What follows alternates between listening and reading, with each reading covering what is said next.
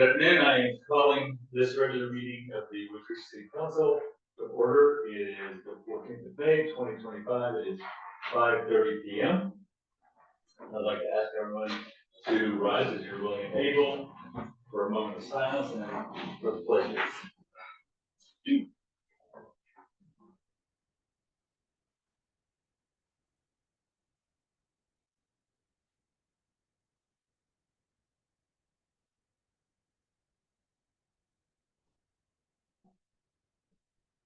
Thank you. I pledge allegiance to the flag of the United States of America and to the republic for which it stands, one nation, under God, indivisible, with liberty and justice for all. Honor the Texas flag. I pledge allegiance to thee, Texas, one state, under God, one and indivisible.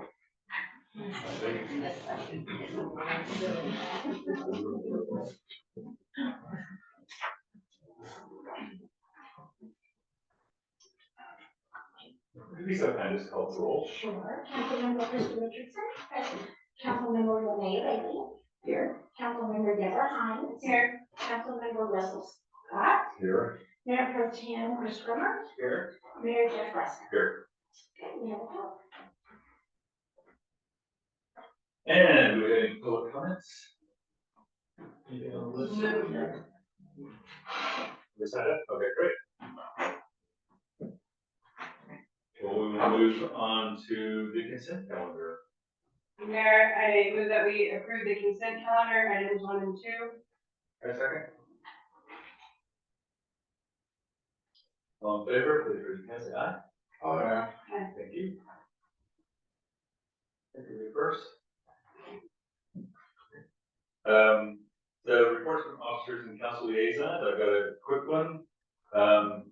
From the liaison side of things, we met with the Trees and Parks and Community Relations. Trees and Parks met on the 16th of April.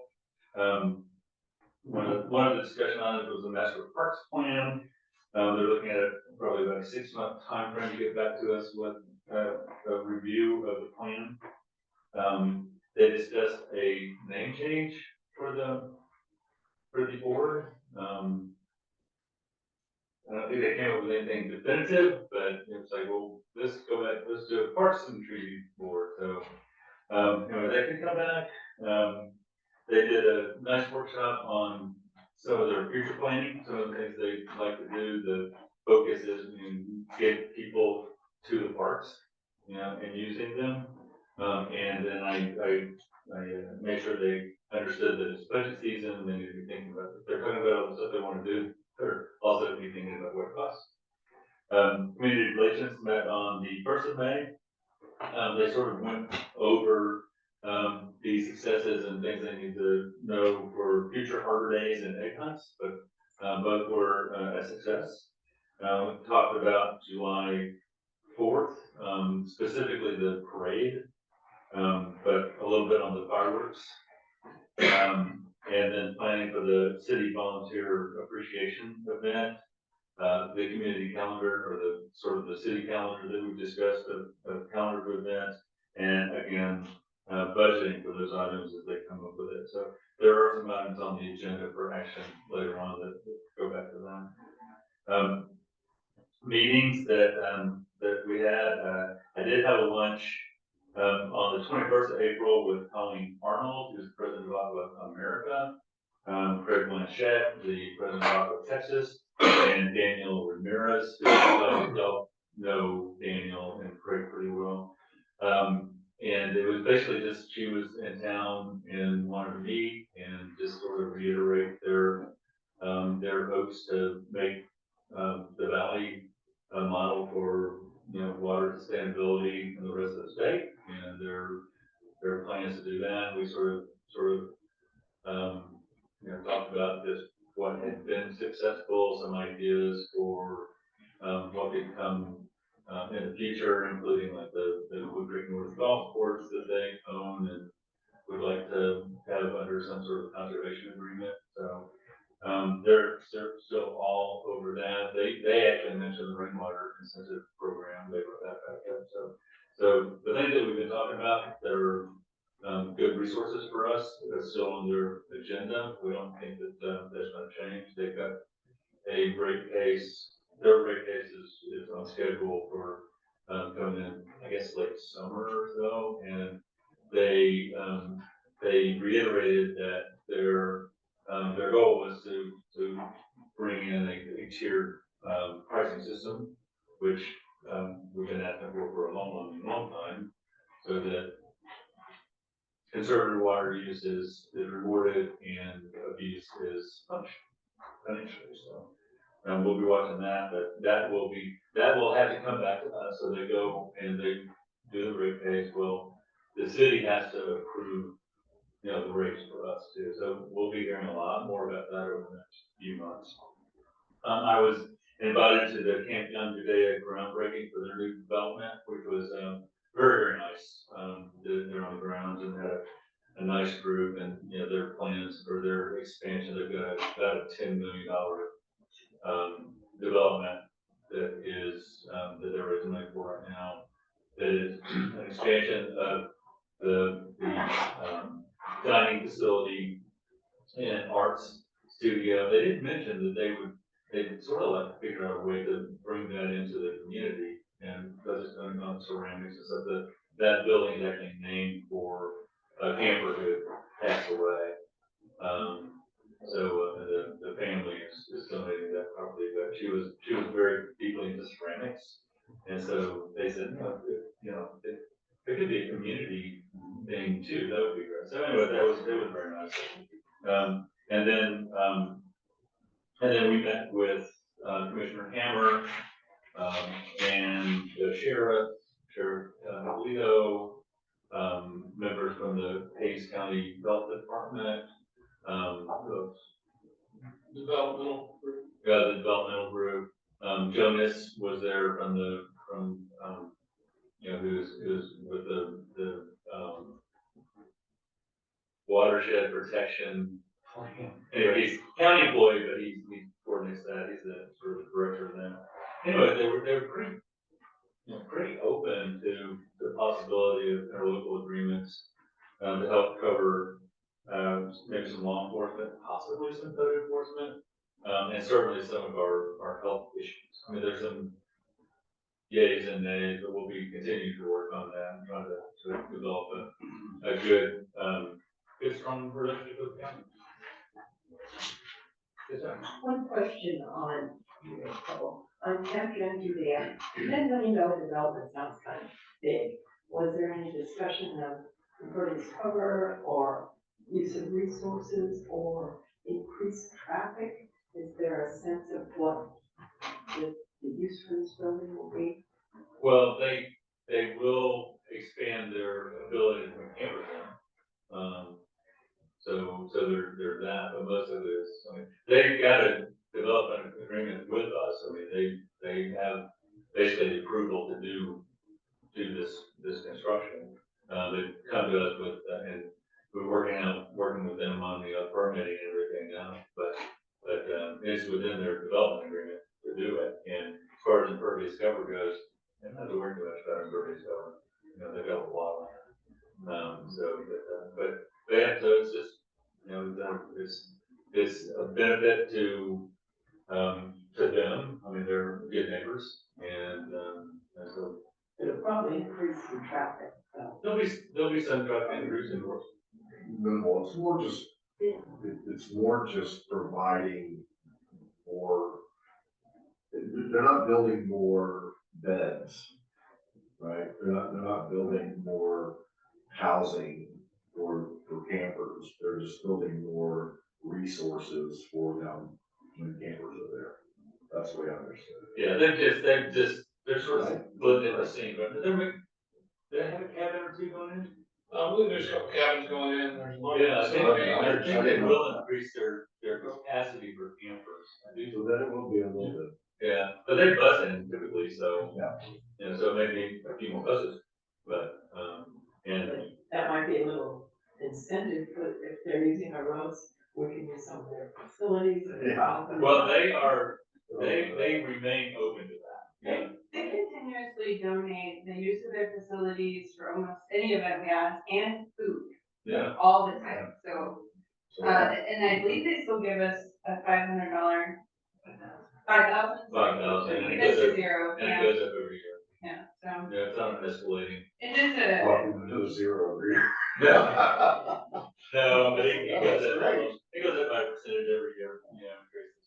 Yeah, so.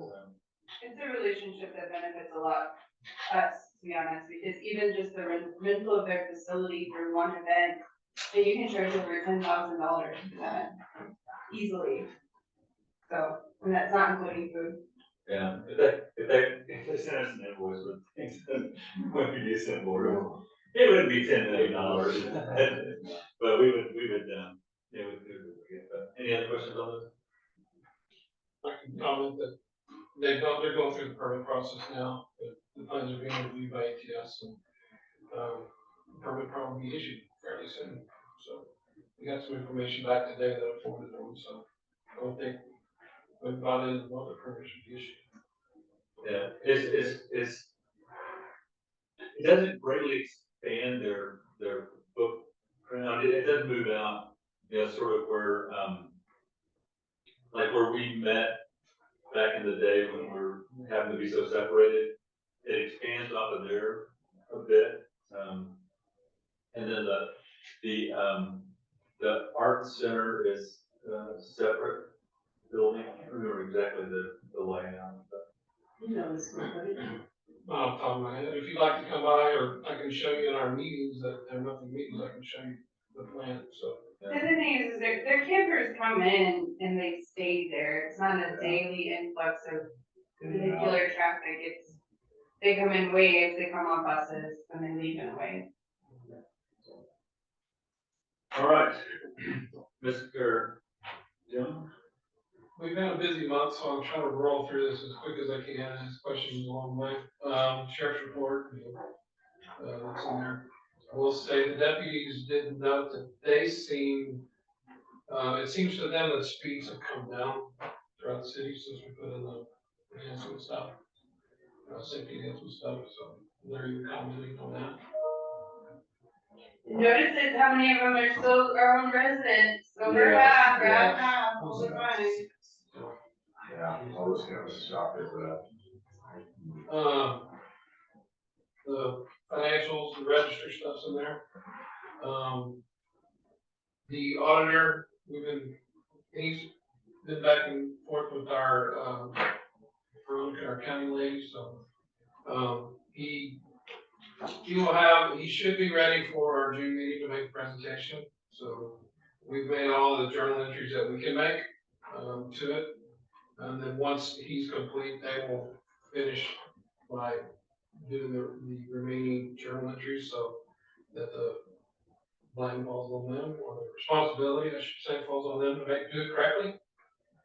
So, and then, as we're getting into budget season, Mike and I have been working on the spreadsheet that we'll use going through there, and kind of made a trial run, just without any input from you guys, just kind of get it going. But I want to make, this is where we're going to keep our notes. When we go through the budget process, like, hey, we want to allot this to that and this to that, the notes will be there. So when that question comes up, where were we pulling that from? We'll have the notes. So it should be clear, and it should help expedite the meetings, the prep for it. There was a large payment to Myers for $32,000. What was that? The safety enhancement program. Meyer Concrete was that? For the safety enhancement program with one of their draws Okay, for their contract. yeah, it isn't like retention or something? We have some left over that Okay. we've got some retention left over to, we've got to finish up on another couple things, which I'll touch on here in a minute. Any other questions on that? Code enforcement, semi-busy. We've had several like sanitation, fire and hazard type letters going out, and trailers and some vehicles parked in driveways. Most everybody is taking care of it. We did have one interesting one though. We found there's been cars parked at the triangle, like half on, half off the road. And so one was there, and so I sent Sean down with a red sticker right in the middle of the windshield. It's fun to get off. And said, hey, next time we're towing you. And then we got word that it was a golfer that snuck onto the course and he's parking there, hopping on a plane and coming back. So he hasn't been back, so hopefully that took care of that. And I got some more stickers, you know, if we need them, so. Any questions on code enforcement stuff? For the most part, people are taking care of the business, and responding when I do so. I see the one on the car problem on Brook Hollow that we discussed before. They moved out. and the Yes. house is up for sale. Yeah. And one had 9 cars parked. Mhm. Yeah, I think they vacated in the last month sometime. I actually met the realtor, we should put up signs, so. Yeah, there's, The broken down truck on one country lane, so. okay. Oh, good, Okay. that's good. The 3 Are cars and a lot the of people still there? customers. Are the people still there? That's That's on fine. and off, but mostly gone. I'd like to take that offline and discuss with you at some point. I had some other information. I just wanted to see what get your info on. City Hall updates, just the Deerfield, grant process. There's some back and forth with TDA right now, but we're ready to go out to bid. But there's a question on, since we deleted the curbs that run the whole way, the gutter type curbs, TDA is questioning, whether or not that should be in the bid packet, so I had a meeting, whatever day it was, the other day, Monday, and hopefully that will be resolved. Hopefully, we'll get out the bid, so, and keep going, so the bid process, once we get approved, what's 30, 45 days, and then by the time it's all ready, so once we go to bid, it'll be a couple months before hopefully we start work. As far as the safety enhancement stuff, go back to what Lene was asking about, all this left us in signs, and they have them, I have them, and, the weather's kind of was playing, they're trying to sneak in, but then it didn't rain, so he promises me that they should be done by the end of this week.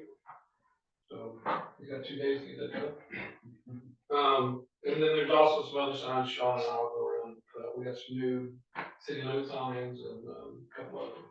Well, there's that. Yeah, got those in, so. Cool. That's the new census stuff. Yeah, so I think We're not sure when 1872's population. Yeah, we're not sure when TechStop's gonna do theirs, but we're gonna do the ones in the city. Yeah. Yeah. Jeff and Kerry reached out to the tech stop to get us new city limit signs out on 12. Yeah. Just today we had some staff and Mary Pro we had some training on our new emergency radios, and I'm not working. So that's good, so. Staff, especially one in particular, has been super busy digitizing our files, so it's not me, it's somebody else over there. What percentage would you say we're through? She probably did 99%, oh, we're through. 75? Well, we've got, what's a 2-step process, we're scanning the paper size, Right. and then our intern's been scanning the big stuff from there. Right. Who I got word yesterday that he's gonna come back and work for us through the summer. Really? Time to, you know, he's got a couple of jobs he's juggling for the Yeah. summer, but he thought when it's super hot outside, because every day he'll come work here. Market. So he knows how to do it, so I'm just, we'll keep going.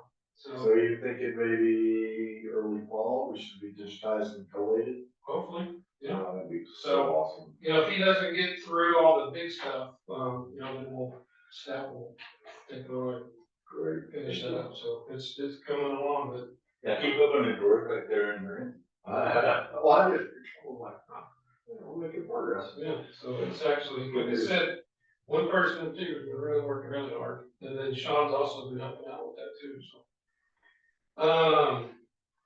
At the gazebo rainwater educational sign, I got some information back on that today. And I'll be dealing with a couple of, other members, council members and whatnot for input, and we'll get that signed up probably. We find anybody for the roof repair? No, I need to, I was gonna ask, Becky on that, so. I asked like 3 people. Yeah, well, at the very least, I wanna get him up there, at least pin it down, screw down, and maybe ugly, but at least it's. Yeah, covered. So our roofer that we hired just like, meh, I don't feel like messing with it. Yeah. That's just a exactly- small job. Yeah, that's what I got from my 3 guys that I asked. Well, Like, Insurance allotted like just under $200 for the fix. They wouldn't, our policy doesn't, cover, cosmetic damage to the roof. It's got damage, so they've given us like $175 to fix it. And we said my minimum deal is $12.50 just to come out, so. But isn't it leaking so that the water would be? Well, that's what they covered $200 with, so. So that's the part that feels bad is what you cover, the dents and the. the problem is most professionals charge $75 an hour minimum. Yeah. So $75, and it's a 45-minute drive from Austin for most of them, so that's $150, you know? So you ask them to do a $50 job, and they're like, So it's hard, so we, maybe, Russ, between me and you, we can find a place we can get that cap made and we yeah, and get. you and I will. Yeah, just a cap. Yes, yeah, Bridge cap. bridge cap is, With the manufacturer. Oh, the gutter guy, the one for the gutter guy. it's not really better than. I know, but he bends metal. Yeah, I don't think it's He bends metal in his van. What's his name? He's Justin Riddle, right? Yeah. You know, just Riddle? I've got it. Anyways, Yeah, we'll okay. at least get it patched and then work on. Alright, so we're just really easy. And the green may not match at that point, but it was close. Deal breaker. The GLO, in front of me. the GLO grant update, we've got, Jeff and Chris and I are working through, we got requests for information, we've got just about it to turn back, so. We'll probably have to bring something to council next month. Is that right? Yeah, I think there's probably 2 or 3 things that we'll have to vote in next month. First off, just the resolution, which is standard practice. Then there's like sort of specialized procurement policy they want in place, and then financial policy. There Yeah, are 3 documents that's like, okay, well, we've got something similar to this, but this is specifically about federal grants, so, you know, we might have to pass a federal grant procurement policy or something, but anyway, it'll be in the package. In fact, if you want to look at the folder now, you know, we saved it to the meeting folder, there's also a GLO folder too, under the grant folder, the GLO, so if you want to do some, you know, sort of advanced study on it, just to see if there's anything that jumps out. You know, we just scanned it, because we just saw this one. So, but it's, there's definitely gonna be a couple items on the general agenda. we did receive our money from the LCR grant, for the bathroom. We got that, we could go 2 weeks ago. Does that include money for the rainwater harvesting as well? But they gave us a $25,000 grant in the rainwater collection system, was a little over 7, just under 8,000, I think. So the rate of that goes back to the bathroom, cost, so it helps defray that cost. And then also, well, we'll have, it'll be the day after next month's meeting, but they're doing their presentation to us on June 12th, LCRA, so it's a photo op and June 12th? June 12th, so. I forget what time, I have it in my calendar. Is that I can look right quick for you. Is that in every council member's It's attention? whoever wants to attend, You gotta post a 115. possible quorum then. well, then not everybody show up then. 115. It's at 1:15 on the Thursday, the 12th, so. And it shouldn't take but a minute. It's the photo op, and I don't know if they're bringing a big check. I don't. They did, I think they bring a big check. It's at the playground. Do we? It appears that, Just post it so people can go. Yeah, okay. That way if the public wants to attend, I mean, it's a feel good moment. Yeah, well, we can, announce it on that. And then the new website, we're going live on the 27th. So there'll be some hands on deck for the 27th to flip the switch. We've been working pretty hard on making sure we're good to go. That'll save us some money. Yeah, we are. Thank you, Councilmember Hall. And then the last ADA updates, I met with Andrea Collective. Stole from Tom. So she came and did an assessment last Thursday. I walked around with her and she's gonna present a report. We got mostly minor issues. There's a couple we'll need to address and talk about. And then she also, while she was here, I had to review the bathroom plans, there's very minor tweaks to that we need to do to build that. I had to review what the plan is for the parks. And she was good with all that, so that'll be on next month's agenda, because we'll have to be talking about money. I'm working with Beckett to work on this pricing a little bit, and get it down as low as we can. And then I got an email just before the meeting that our tables, the ADA tables that were not in compliance. So replacement table. The replacements, they just said, we'll build you 2 new ones, and I don't know what they look like, what color they'll be, but they're giving us 2 free tables and everything back. Right. And, I just got an email before the meeting saying they're done and they're shipping out, so. Nice. Cool.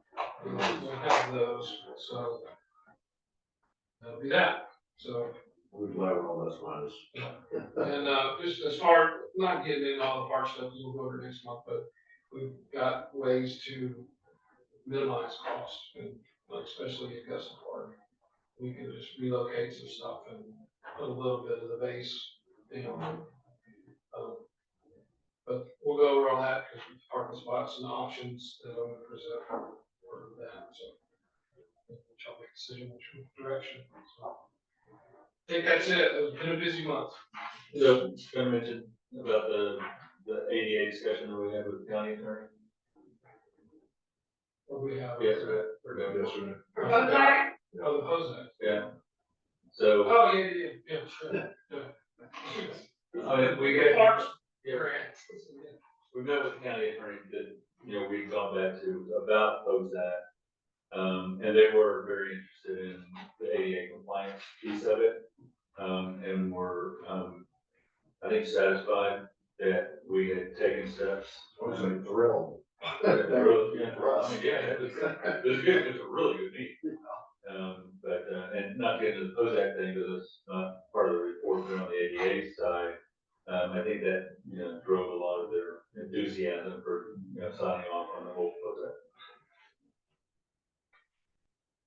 That was. Any other questions? There's a lot of stuff. Try to be fast. Someone vomited in the triangle. Or gazebo. You cleaned it up, but in the gazebo. Where is this on the agenda? Clean up on all night, I didn't see that on the agenda. So, Yeah. Okay, Stan, any good news out of the Capitol building? Good evening, Mayor and City Council members. Yes, there's always interesting tidbits coming out of the legislature. As of the beginning of May, 115 bills have navigated both chambers. 5 have become new laws. Now, in any given recent year, they should yield anywhere from 1,200 to 1,500 new laws, and we're only at 115. And time's running short. So to quote the Texas Association of Counties, they say the deluge needed to reach what is expected has gained strength when the House announced that it will now start calendars on Saturdays and Sundays. So they're going 7 days a week. The House and Senate are still working on the state budget, trying to reconcile and get it to the governor for final approval. So far, there have been no vetoes. Other than the state budget bill, there's bills that are moving through committees and into both chambers that, numerous organizations are paying attention to: Conference of Urban Counties, Texas Association of Counties, Texas Municipal League, Texas District County Attorneys Association. There's a few relating to public information law, limiting the scope of the attorney-client privilege, making more documents available to the public. A bill relating to the amount of expenditures made by political subdivisions for which competitive procurement method may be required. So this one's a good one of the few, expanding from $50,000 to $100,000. That one's moving, so you don't have to go through the bidding process until you hit that $100,000 threshold. Then there are numerous bills that TML's concerned about. Preempting city regulation of fiber optic networks and delivery network companies. That's passed the House. So again, takes away certain regulatory authority at the local level.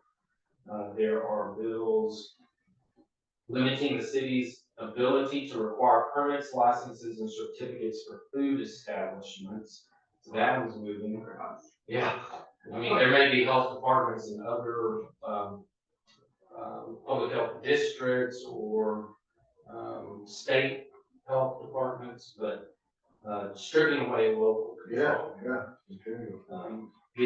There's a bill having to do with any ballot proposition that seeks voter approval for the imposition of an increase of tax must include a statement at the top in all bold tax. This is a tax increase. So they're requiring that. Some of this stuff is symbolic. That's in the move, though, it's not, that one hasn't been voted through, This one has passed the House. that one passed. Yes. All of these have passed at least one chamber. Senate Bill 2529, the city may not issue general obligation bonds unless 60% of the council votes in favor of issuing bonds. That looks like it's going to become law. And then a few that I starred, House Bill 3572 requires the city to conduct a public hearing to reconsider a zoning decision if no later than the second anniversary of the date the regulation took effect, the city receives a petition signed by owners of 40% of either of the area of lots immediately adjoining. So basically allowing adjacent landowners to reopen a zoning decision and have it reconsidered, and then requiring a vote of 3/4 of the city council to keep the regulation in place. So, if I may clarify in my own language, let's say council rezone something, and at that point it was a simple majority. 2 years later, within 2 years, citizens could create a petition, bring it back, and then the threshold's higher for it to stay. Yes. Changes. Yes. 60% is, I said 3/4. 3/4. oh, 3/4, I heard 60% of.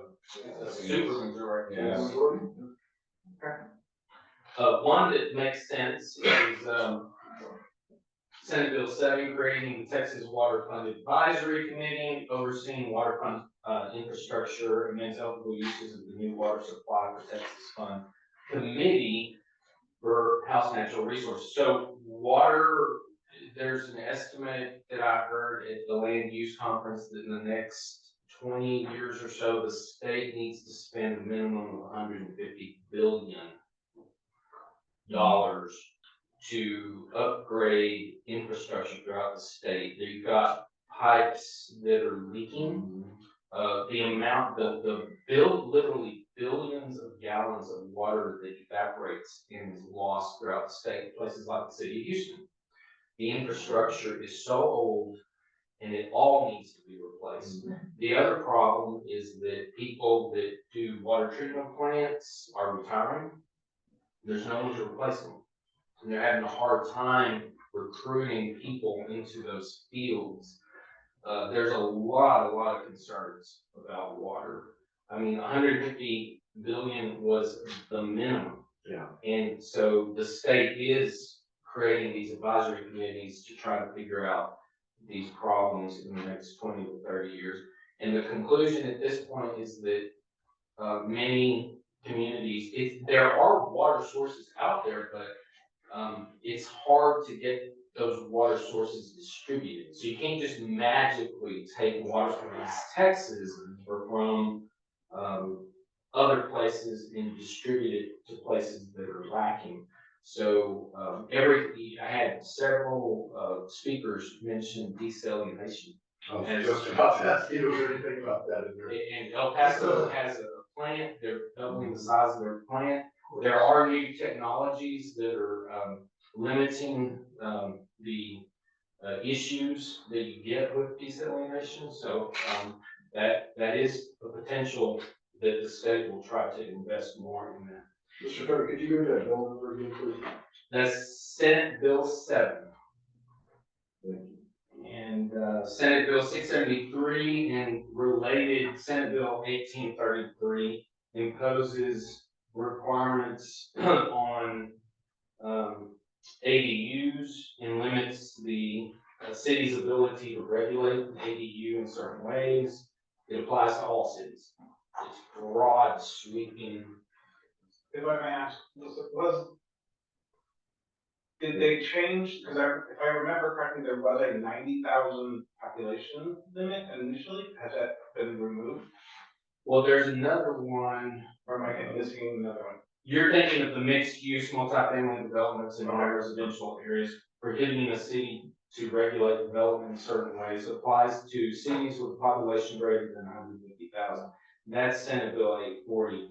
Senate Bill 673 allows an accessory dwelling unit, ADU, in a single-family zone or unzoned area by right, prohibiting the city's ability to regulate an ADU in certain ways. That one applies to all cities. No qualifications. No. Inside the city, outside the city, everywhere. Yeah. And impervious cover regulations, everything just go by the wayside, and goes like that. Apparently.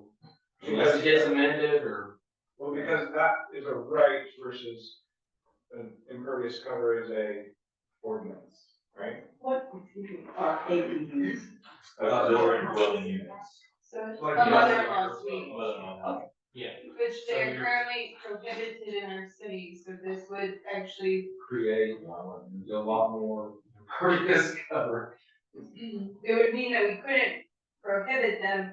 I'm confused how it would eliminate impervious coverage rules, though. I don't see it. It's the hierarchy of it, Yeah. so the city can't take away, right, so they're describing, I'm sorry to speak for you, they're describing it as a right of the property. Yeah. To build more structures. To put another structure. Regardless of it. So- Yeah, it's a broad sweeping. It's a right, and the city ordinance can't say, well, there's this thing you have to also abide by. Can't take it away. The core funding house bill It also, negates the rights. That one's for mixed-use multifamily developments in non-residential areas. Limiting the ability to regulate development in certain ways. Very pro-developer, pro-business. Again, nothing wrong with being pro-business. Business creates jobs, but it's like not really listening to the cities as stakeholders. So TML is really, really concerned about this. So the SB 673 and those, that hasn't finally passed yet, Okay, let me see. No, not yet. It is. but it's looking like it's moving. Committee, substitute voted from House Land and Resources Management. So it looks like it's come out of committee. But just to go back to your original opening statements, things are not seeming to make it to the floor for votes. Thus far, but they're now doing 7 days a week and typically they do all-nighters and things at the end and there's a glut. Even though there's a bottleneck, the bottleneck will keep some things out, but there's gonna be a whole lot of stuff coming through in the next few weeks. It's fast and furious. It's like- What's the session end date again? That's a good question. It ain't long. well, it really is long. You have Considering 1,000 or 1,500 Yes, February. I think it's the end of June, That was like the 20, yeah, first. maybe mid-June. Yeah, it's coming up. It's a few weeks, so. Yeah, 3 yeah, weeks. Yeah, we're gonna get a lot. You're gonna have a lot to report on. Yeah. Stop the clock at 5 minutes, so then I just turn it off Yeah. and keep going. Yeah. Yeah, and I've been getting some emails from, people, that are concerned about issues that are relevant to their particular location. And things like, we've got to send information to get people to go testify on Saturday because, this is a big deal, it's gonna affect us, and so there's a lot of that angst out there.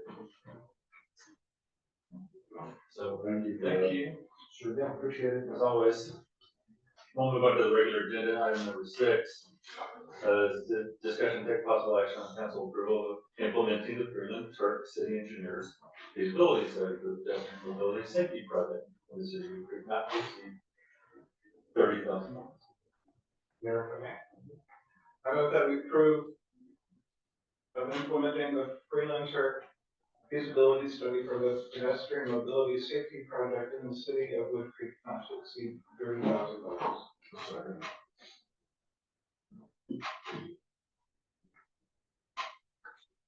Speak that. And then, if I may, I'm gonna actually hand this over. All right. So, as you know, we've been discussing pedestrian issues for quite a while, ever since we became your city engineer. And now we're at a point where we're actually gonna do something. So we had quite a bit of discussion internally at Food and Truck about how to approach this. Much of that I've shared with you from time to time. But if you don't mind, I'm just gonna kind of go over and outline what we're gonna do. One of the first items is the data collection and review. We're gonna be using a lot of online free sources of information to do our initial mapping. This is the cheapest way to mapping that we can use to come up with this concept.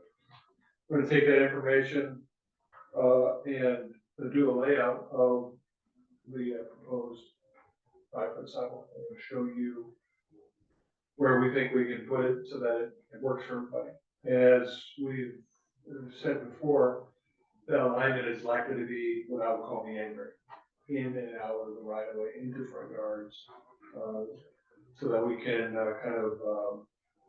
master the topographic challenges, drainage challenges, and utilities, and what have you. So get ready for something that kind of looks like that. Of course, with that layout, we'll be able to identify permitting requirements, easements, and then tough challenges that we have to overcome, impervious cover we're gonna have to deal with. So that's the part where we're talking about challenges to the project. And we're gonna do a cost estimate. First, we need to know how much is this gonna cost, so we can go out and find some funding, set some budgets, and go on down the road and actually build something. And then we're also gonna give you an implementation plan, which tells you what needs to be done, who's gonna do it, what the schedule might be, things like that, so we can take that and move it to the future. Can I ask a question? So if we have an implementation project, and would it be thoughtful about possible timelines of grants? Because that's where I'm going to be focused on the plan coming back to us. Absolutely. So we go, okay, well, this grant takes possibly 2 years. It becomes part of the implementation of a learn. Yeah. Right, right, thank you. And then, we're going to document everything in a written plan.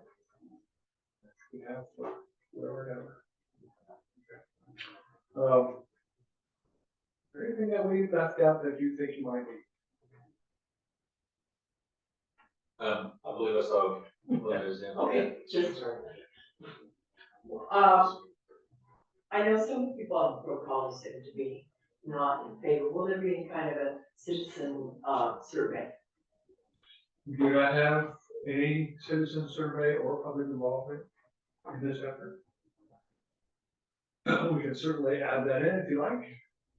I think council needs to decide at what point in time is it best to involve the public. Keep in mind that we call this a feasibility study for a reason, because we're not sure it's gonna work. We want it to work, and that's our goal. And at the end of the day, you may not like what we come up with. And so that's a possibility in all this. And so our mindset, right or wrong, like or you don't, is to kind of do the feasibility study and then decide how you want to involve the public, if you want to involve the public at that point. And I can see, reasoning to go ahead with the study, see what it's gonna cost, see what properties will be affected before, bring up people at the north. So I was just wondering if you thought that. Yeah, the way we see it, if we get to the end of this and it's feasible and you want to move forward, that's a good time to start your public involvement process, because then we'll have something, at least a first pass to show. Right. And that will bring out people that are both supportive and opposed for whatever reasons, and we can take that information and hopefully, revise it, massage it, whatever, so that it gets the support that. And I just remember too, I mean, one of the reasons that this is even being discussed is because it was very high on the list of requests from the citizens during the comprehensive plan.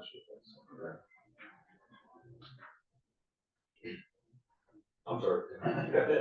Well, and we've also had many, public meetings now discussing this topic. So every time there's a publicly noticed meeting, the citizens do have an opportunity to come and speak on any issue. So it has public involvement on that key, like, baseline here. I have 4 points or questions really. The pedestrian bridges and this, and, I kind of wonder if it shouldn't be extracted, sorry, to back up, the pedestrian bridge on Brook Hollow to get to the playground, but also because we only have a vehicular bridge right now, and it's pretty narrow, where 2 cars are passing, it's very dangerous for a human to be on there, let alone like a stroller or something like that. And 1-lane bridges aren't uncommon around here, but these aren't marked in any manner for that sort of give and take. So there is like kind of a potential hazard at that one bridge. So I was sort of wondering if we shouldn't extract the pedestrian bridge component and maybe address that sooner. So, and then. Sooner and separately. Yeah, in the next meeting, I have like a little package we're kind of building where that component might be extracted. And we might have y'all sort of address that one head on in a more direct and sort of like earlier manner. Just because I feel like even if we don't build these larger networks, that one component likely still needs to happen no matter what, because there really isn't a safe way to get across that bridge right now, should there be any vehicles.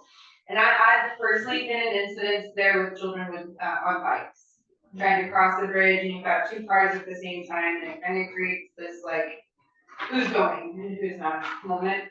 And then we don't have any signs to say right away or anything there. So just a heads up for everyone that I plan to hopefully address that in the next meeting, and we'll, then take a vote and hopefully y'all discuss it. So, there's that component, and then I read this and I didn't see, well, first off, you're doing exactly what we asked, and that's amazing. So thank you. There was nothing y'all missed. Y'all really nailed like all the key components from our like workshop. I did kind of want to propose this concept of considering this like base level minimum attack plan of what if we just put some striping on the roads, like a designated pedestrian, like bike lane almost, like you see them with bike lanes often. So even if we didn't actually form walking trails, we could have this like base cost estimate, like could we put in a road stripe portion are the roads wide enough to accommodate that safely? Because we don't want to mislead people. We don't want to say it's safe to walk in this strip, but actually there's not room for 2 cars. So I would just kind of say maybe as like I don't know if we can add something or if we need to take a vote, but I think it would be good in this plan to see like, what if we just did a road stripe? So, that issue did come up in our internal discussions. Yeah, And, from what we know about your roads, I think they're generally about 18 feet wide. We're all about 22, Woodcreek. Probably about 20 There is, yeah. Okay. So the minimum roadway width for 2-lane traffic is 20 feet. So most of your roads are substandard according to modern criteria. Okay. So, in most cases, if we striped off a lane for bikes, we would be encroaching into that. okay, And that's, creating a less safer environment than what you have today. okay. So I wouldn't recommend going down that route. I have 2 more, if that's okay. Well, the first, it's a 2-part thing. We don't have a budget line item designated with this item in order to like approve tonight, so we would need to designate that. And then the follow-up question is the plan to spend this money or more importantly reimburse you in this fiscal year, or is this something we're? And we have 25,000 for the walking trail study. That is still not going to meet this expectation, and there's still not a budget line item listed in the motion. So we would need to add that, but prior to making that motion, and to address that $5,000 gap, we would need to establish whether or not they're intending to do this project in this fiscal year, or more importantly, be paid for it, right? Because at times they do a lot of work and then we get billed months later. You know, maybe that's an exaggeration, but so we just, to be able to do anything with this item, we have to clean up that component. Or they could just do the whole thing for 21. So the way that this Are task we order, negotiating? the way the task order reads today, we have 14 weeks to put this together, which is about 3.5 months. Okay, And that starts when you give us the notice to proceed. If that's anytime soon, then most, if not all, will be done in this fiscal year. And we propose to bill you on a monthly basis, like we do for any other contracts that we have. so we would need to add the budget line item pertaining to that, the capital improvement. I don't know that it has its own line. Yeah. And then we would actually should have had a budget amendment resolution with this to move $5,000 from something else. That we can do later, and when we wrap up the financials with everyone, they might say that's the minimum threshold, it's fine. But we also need to tell staff where to pull it from. May I ask a follow-up question to the city administrator? Do you have that budget in front of you? Yes. Where it says trails and all that? Mm-hmm. And so it's one big general, Well, we have a line item for walking trails and capital improvements. We got but it's under, number for it. Is that what you're asking? under Yes. capital improvement. Those capital improvements, 70-24-7007. Sorry, what is it again? 70-24-7007. So under that 70-24 007. 007, is it a broad, is there other elements under that? Or is it that just specifically for the trails? Specifically for walking trails. And the previous year, it was 20. We had an allocation for walking trails and study the previous year. Yeah, you just don't roll that over those. Yeah. We would have to either pull from reserves, which that takes a motion, or we have to pull from a different budget line item, which also takes a motion. And in theory, should have had a resolution prepared for the budget amendment. So in the future, we have to do that anytime we're overspending in a category. So like moving for next year for sure, if this ever comes up again where we get something from Greenland Turk and it's over, first off, we don't have a policy establishing what our minimum cap is for that, like what we need a budget amendment for. We probably need to address that. But without that in place, we can listen to our accountant and they might say this is fine and we don't have to come back with one. But there is a possibility that even whatever we pass tonight, we would have to come back and approve the additional $5,000 in expenditure from somewhere. But either way, tonight, I have to now make that motion with that line item, and then we have to say where we're pulling $5,000 extra from. Do you have any ideas for us, or? Not quickly. I mean, I can do some work on what you're discussing. I mean, there's always, we can pull from some other capital improvements that we're not going to use. Do you have an idea on that? I apologize, I should have emailed you. What comes to mind would be the Oak containment. Well, that's for the The city one, the yeah, we're city not Oak using it, containment. yeah. Not- Okay, not- got it. Yeah, okay. Yeah, we have 20,000 on that budget. All right, I move that we amend the motion on the floor to add approving the expenditure from the capital improvements walking trails budget line item of 70-24-007.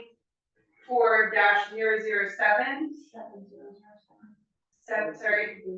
And then we additionally approve the use of $5,000 from the capital improvements Oakville containment item.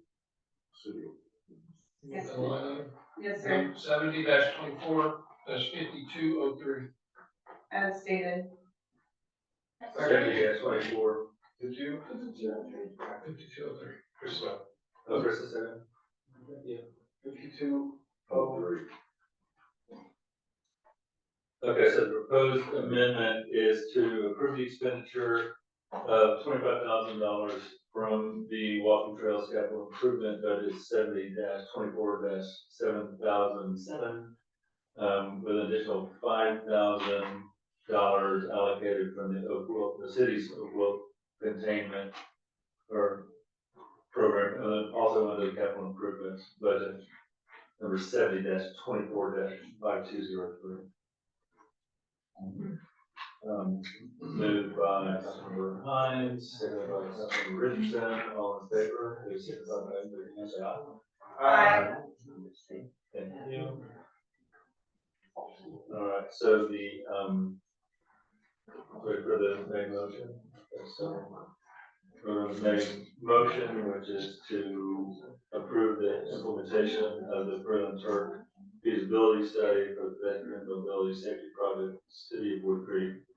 Not to exceed $30,000 with those funds coming from, those funds that we just mentioned in the amendment, so as amended. So all in favor, please signify by saying aye. Raise your hand. Aye. Thank you. That's good. So moving on. Item number 7 is discuss take possible action to approve the Berlin Turk, our city engineers, to create a city with drainage master plan, not to exceed $75,000. Point of information. Could I get the line item for the parking funds?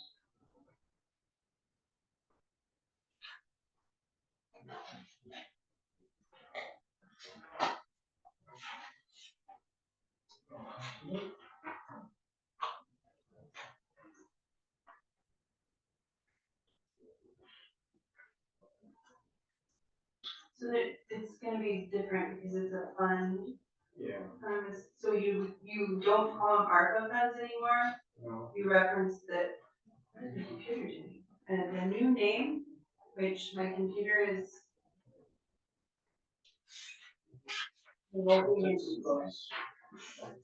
They're now called, oh, they're still called art funds, they were, oh, no, they're zeroed out.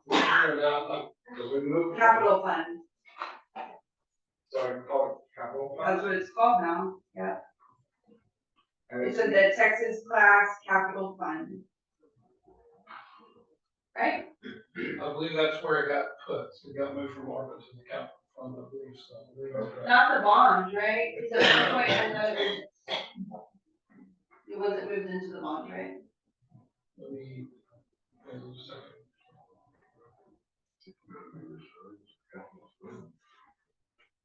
I just happened to catch it that Kevin had moved it from here to there. I just want to confirm.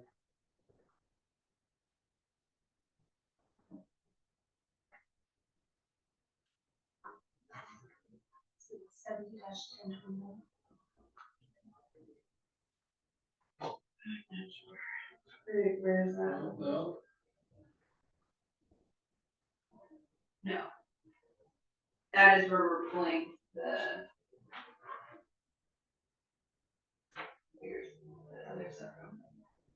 Right? I'm gonna, you're gonna bear with, I believe he moved it to the Go bond, but I'm gonna have to confirm that. He did, that's what happened. I thought it was at capital fund, but we talked about that in a previous meeting. It got moved into the Go bond accidentally. So, then I can log on to,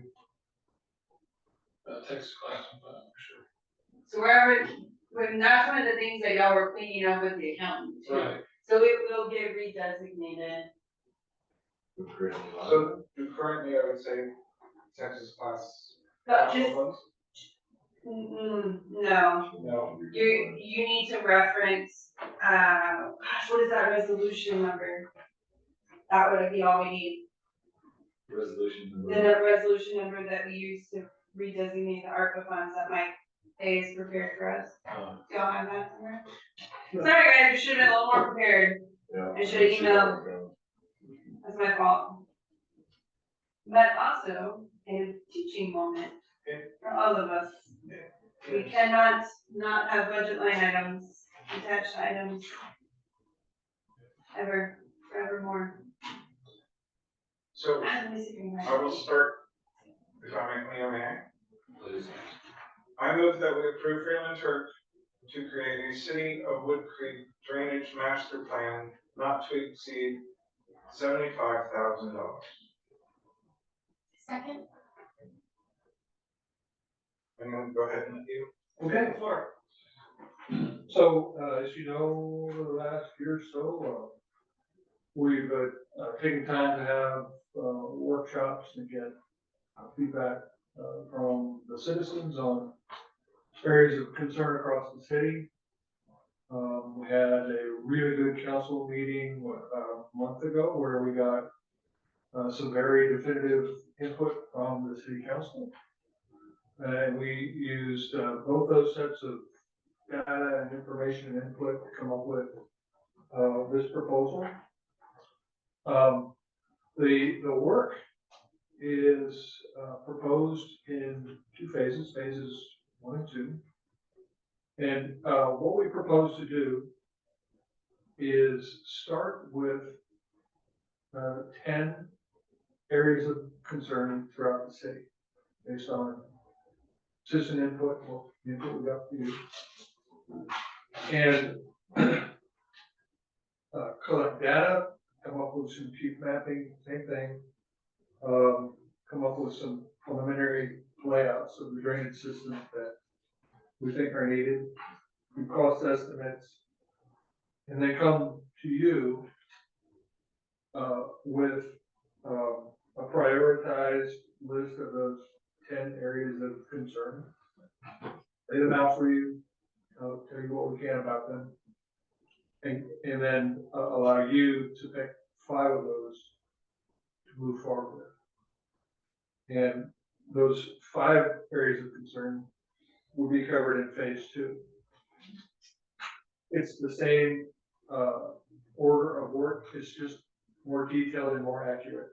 So that when we get down to the permitting that we need, the challenges that we have, easements, impacts, we have good, solid layouts, good cost information, and a good implementation plan for you to consider. And of course, we'll document all that so you have it forever. And then at the end of that process, you can decide how you want to proceed. And I believe you'll be able to make that decision, whatever you decide, with good solid information.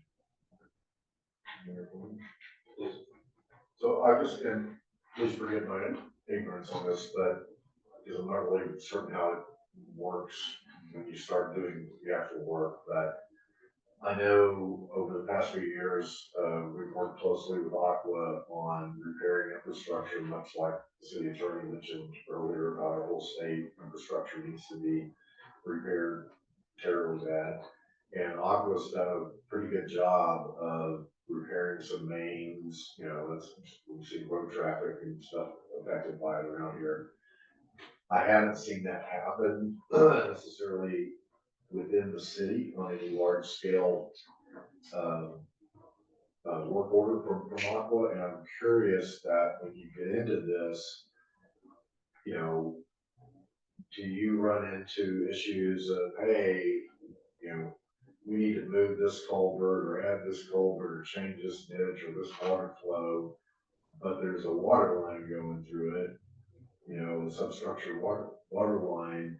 How do you interact with our Aqua, our water supplier, to get them to allow you, number one, to do what you need to do, and number two, you know, repair anything that you uncover to go, hey, you guys, you know, we didn't break it, this is broken. No wonder we got a water problem here. Yeah, It's, so, yeah. so You for, get a half inch of rain, it looks like you got 2 inches of rain because you got a leaky pipe and it doesn't show up until you got rain on top of it. Yeah. so once we've identified those 5 areas of concern, the first step is to do what we call the design survey, right? And in the design survey process, our surveyor reaches out to the 811 one-call utility folks, and that alerts all of the utility companies that serve your city that there may be a project in the future and they need to come out and mark their utilities on the ground. And our surveyors pick that up and they connect that information with things that we might see on the surface, like phone boxes and manholes and things like that. So we map those utilities, and as we're doing those layouts, as we're doing our hydraulic studies and coming up with grades and what have you, we're mindful that the utilities are there. And as part of this work, we will identify potential utility conflicts. Okay, so Agua is part of a one-call organization, so they'll be obligated to come out and mark where their water lines are. Now, we can't guarantee that they actually do, but they're supposed to. And it's not a perfect process, but we know that there are water lines in Woodcreek, and we're gonna do our best to map it as accurately as possible. So if Agua doesn't come out and mark their lines, we know there's a water line here somewhere, and we'll figure out where it is. And then in the cost estimates, if we have to relocate a utility, that's part of costs that we'll put into the cost estimate. Now, utility companies that are located within your right of way generally have to relocate at their own cost because of franchise agreements and blah, blah, blah. Okay, right, those. But yes, Questions, yeah. we do locate the utilities and we do coordinate with them. And we do consider them in the design. Okay, thank you very much. So, may I ask? Please go ahead. I'm gonna ask a question to the city attorney. Is it, on that point about relocating lines, isn't there currently in the process of something where the state's saying, hey, if the city or a project the city is doing requests utility lines to be moved, the city is responsible? So maybe if so, we need to get working. I mean, that's what I'm asking is it a consideration. Do you remember that? Or What kind of utility lines are we talking about? it was Water, sewer, Really. any lines is Whereas- reading, granted, it may have not been gotten anywhere, but I'm just wondering, does that ring a bell? And the facts again are that the city is undertaking. If the city undertakes a project and utilities have to be moved, the Not their own utilities or. their own utilities, and other Private. private utilities. Right. City has no utilities. We have no utilities. Yeah, we don't have it, but the legislation is if you're asking the cable company, that is, Yeah. that it becomes a city liability. No, I know this Well- was something I read, that doesn't mean it's made it. Yeah. Well, even if it's not a requirement, if you're asking Atlas or some company to move their infrastructure, they're gonna want a contract, and they're gonna wanna get compensated for that. But currently, We were just saying that. So, the Our franchise, franchise agreement says they Oh, move it, so he's asking if the state were to change the law, would that undermine our existing franchise agreement? Most likely. I mean, as a future It thing. depends on the effective date, depends on applicability, you really need more facts to kind of sort it out. Okay. But it could be a concern. So do you have anybody in your office tracking that? yeah, so I kind of keep track, kind of lose track of the bills going through the legislature that affect cities. And I did not see anything like that. But I'm curious now, because that's a really big deal. It was, and it might have been something I started months ago that never got out of committees or anything, it's just, I sit there and read this is coming down the hospital. I was So, curious. just so everybody knows, in general, when a utility company puts their utility in your right of way, there's an understanding that if it has to be moved because of a capital project, that it's done at their cost. Now, if those utility lines are in separate easements outside of your right of way, and they have to be moved because of your project, then the city has to pay for that. That's, after 42 years of doing this, that's always been the case, so. Let's just keep it that way. There you go. Um, How do you feel about, our approach to bring you 10 projects and then pull it down to 5? Is that? Who's calling it down to 5? We are. Okay, all right. We're deciding the priority of the projects and what we can get funded. yeah, and the question on that would be, for me, that weirdly, sometimes certain projects might move forward because they might qualify easier for grants. And so that's an interesting thing, it's like, well, this one may be a bigger number, but it actually qualifies for whatever reason towards grants. Yeah. So, but are you set on that, we end up with 5, or what if we just go, oh, these 3 are, wow, we like these 3? Well, we're trying to be cost sensitive. For the 75,000, that's what we think we can do. Okay. And so you're narrowing, you're creating a hierarchy for us. Yeah, we'll give you that list prioritized. Okay. And then, at some point after phase 1, before phase 2 will come to you, make that presentation. Here's the list, here's all the information that we know, and we're gonna ask you to pick 5. Okay. So, just a point of clarification, we would also like to come to you with our 10 that we want to start with and get your concurrence. Okay.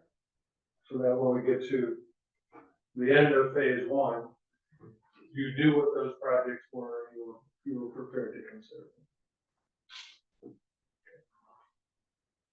Mayor, if I may? Please. So I did look at our approved budget, and according to, you were correct, Councilmember, sorry, my brain. 70, 10, 21 ARPA funds under the capital projects review revenue is in our approved budget of 2025. Nice. No? I said nice, I didn't Okay. see that, so I'm sorry for So- questioning. The confusion over, moving into the GO bond or whatever is that everything moved into a fund, including the GO bond. So what this document says in our budget was that capital project revenue, what had been the GO bonds, which was like in the 2,600,000 or so. And then also including the ARPA funds, 424, and then a reserve and the capital fund reserve. Then for the proposed, it was like the GO bond fund, because that money had been spent down to its gross. 150 of that left would go to Deerfield and Western Woodcreek Drive fixed. The ARPA fund would remain at 424,811, and there'd be $280,500 in reserves, so that's what that did, and then our capital project expenses came out of that money, so they were lumped together, yes, but they are defined in our final approved budget. Mayor, Mhm. I move to amend that the 75,000 comes from the ARPA funds, budget line 70-1021. Russell's.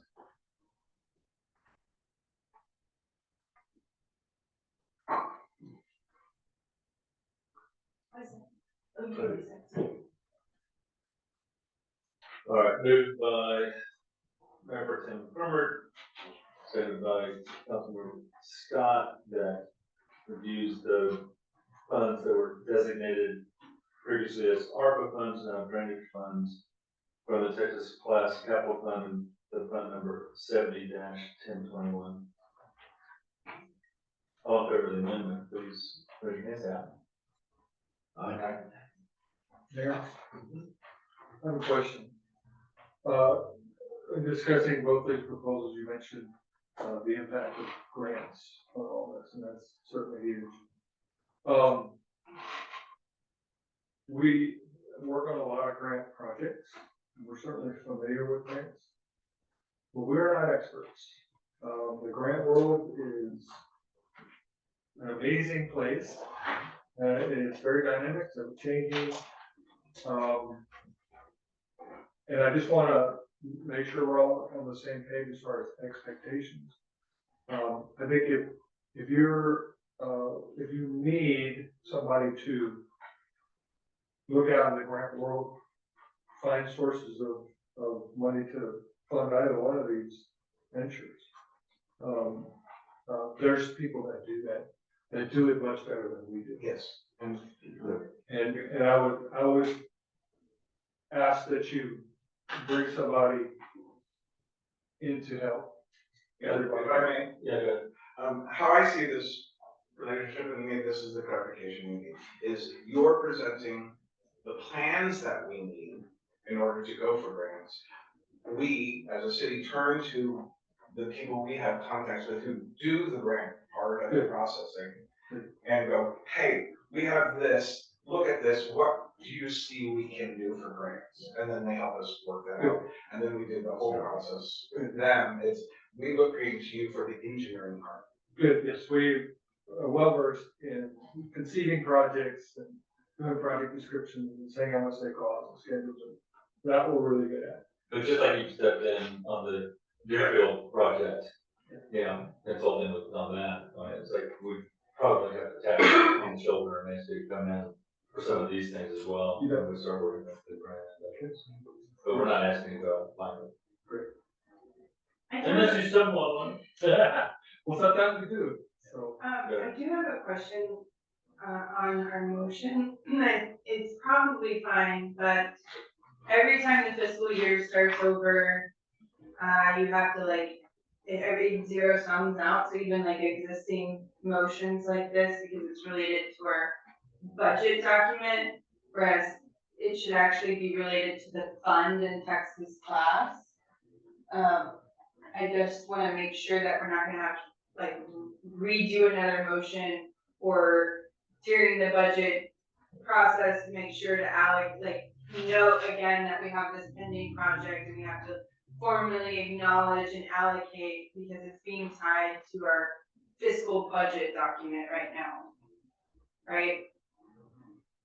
Yeah, so if you designated a project, usually you want, if it's not spent in the current fiscal year, it's for the project, that policy by the council has been made. And then it should, whatever remainder should roll over and be accepted into the new fiscal year. So it's by the project, not necessarily dependent on the budget. Financial processes vary from entity to entity. So, I think, if you will just make a clarification to your motion that it's for the project, regardless of the fiscal year. And related to the fund. Yes. Right, because they are supposed to be in their own designated fund, that just Special got contract. coded improperly. Okay. I had a question in that same line, maybe Jim, you could answer. On the Texas class, does this then relate to the fund called capital funds with 483,000? Okay, thank you. Oh, no, right, it's in the go, okay, you found it, I'm it's looking right at now. in December of 23, it moved from the ARPA fund to the capital fund.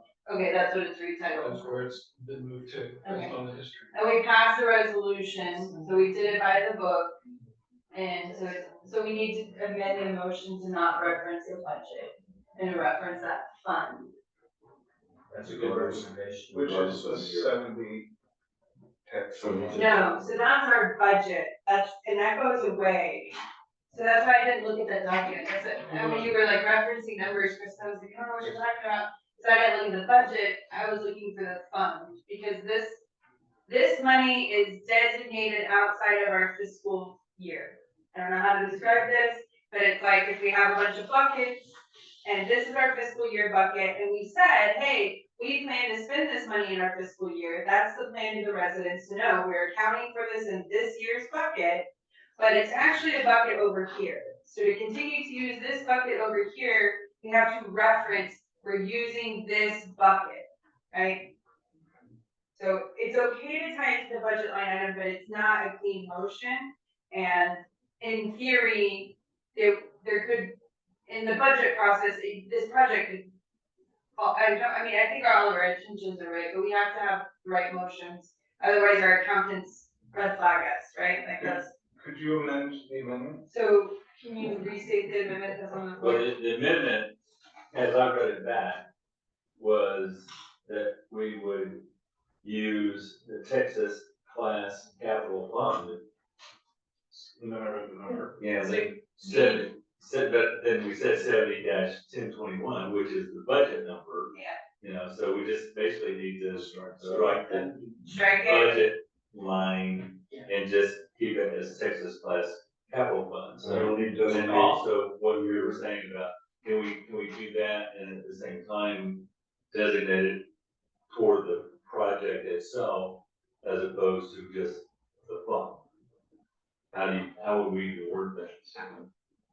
What is the full motion stated though? I think it's there. So I think he was making that recommendation if we had to do one or the other, right? Either designated to a project fund or a specific fund, so that regardless of how many fiscal years transpire, it's tied to the fund. It also prevents a future council from killing it mid-motion should council change over an election season, right? So that's how you commit future councils to budget things. So the original motion is, as on the agenda, is to create a City of Woodcreek drainage master plan not to exceed $75,000. Okay, And then it got amended to the $75,000 comes from the ARPA funds of the Texas Capital Fund with the budget number. so we need to strike ARPA because they're no longer designated that. So what it's designated as in the capital project expenses, is drainage planning and implementation. No, I mean, again, so we're going to the Texas class accounts because it is its own fund. I'm just saying instead of ARPA, it's being, but in our budget, we quit calling it ARPA and we started calling it drainage planning and implementation. Yes, sir. And so in our motion right now, we need to strike the reference to ARPA and the budget line item number. And that's my amendment. I second. Right, ARPA and budget line.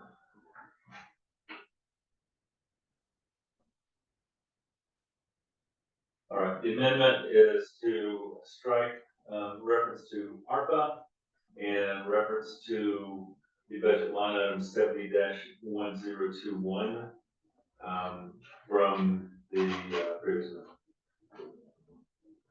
All in favor, please signify by raising his hand. Aye. That's a good catch. I've heard auditors and finance directors interject and make that request before, so it's a good catch. Mr. Bay sent me down last summer and I have not forgotten. So the main motion now is amended is to, approve Freeland's our city engineer to create a city with recommended master plan not to exceed $75,000 funds being used from the Texas class capital fund. That's right. That's it? All right. All in favor, please signify by raising your hand, say aye. Aye. Thank you, Tom. Thank you. It's good to see everybody. Thank you. You're welcome. Mayor, may I request a personal privilege of 10 minutes? 2 minutes. See ya. I've got 6:57. We'll be back at 7:05. Give me 8 minutes. I'm taking 10. Yeah, just, yeah, you can pause. No, I.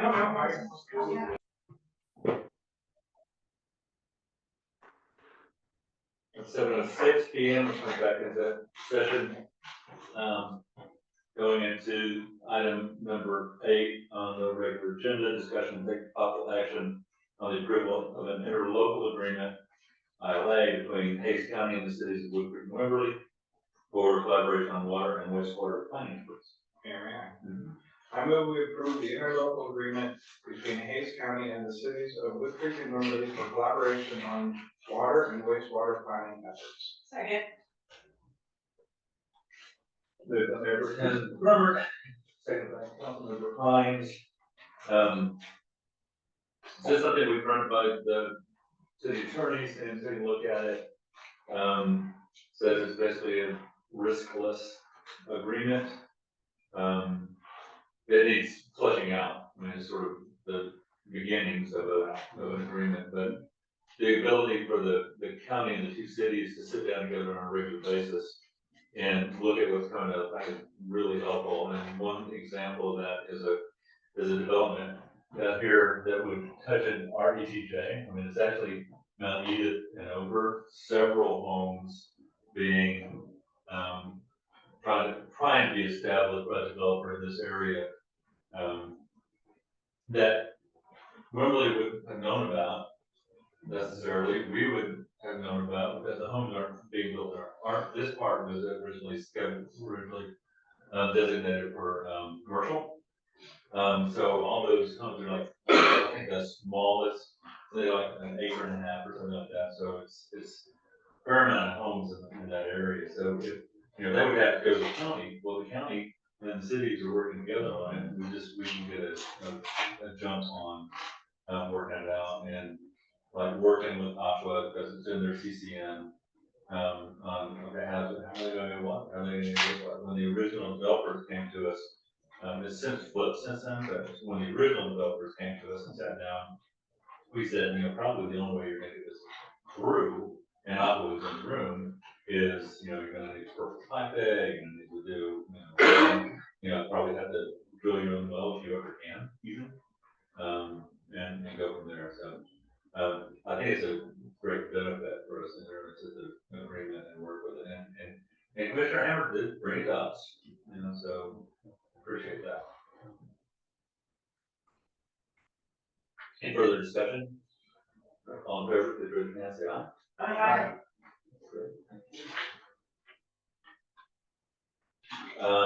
And item number 9, we'll go into workshop at 7:09 PM. Councilman Hines? Yeah, so if you'll click on your icon 9 or scroll to page 46, Mayor Pro Tem Grummer, I have no idea where it is in your packet, so good luck. I mean, the packet you have open. So, but it has the image of Texas, and basically, I will assume that everyone has read the document or skimmed it, so I won't read it to you, but the talking points I'd like to talk about are first drawing your attention to that Texas map, which highlights the magnitude of drought we're in. This is not expected to be relieved anytime soon. Currently going on right now in Wimberley is a talk about stage 5 water restrictions becoming imminent in this area, which is even heavier than where we're at now. So basically, the idea that we're going to get out of drought or live outside of drought anytime soon, that's not real anymore. So now the goal, at least in my mind, is to start getting buy-in with residents of how we adapt to this environment and how we start really conserving our aquifer, because it is not a bathtub. It does not collect and pool and hold water for us. It's more like a running stream, and the more we stick straws in it, that running stream just slowly trickles out and dies out. So the only way to really preserve and conserve water on the Estuarine aquifer is to reduce the amount of straws, or to reduce the pool of those straws, so that stream can continue to flow at its best possible capacity. So with that in mind, this program is targeting specifically pool owners, and it is an incentive-based program to try to reduce the draw that swimming pools place passively on our aquifer. So every summer, all of these swimming pools are evaporating water at pretty high rates. The averages can be between 1,500 gallons to 3,000 gallons a month, depending on the size of your pool, even higher for some of these pools.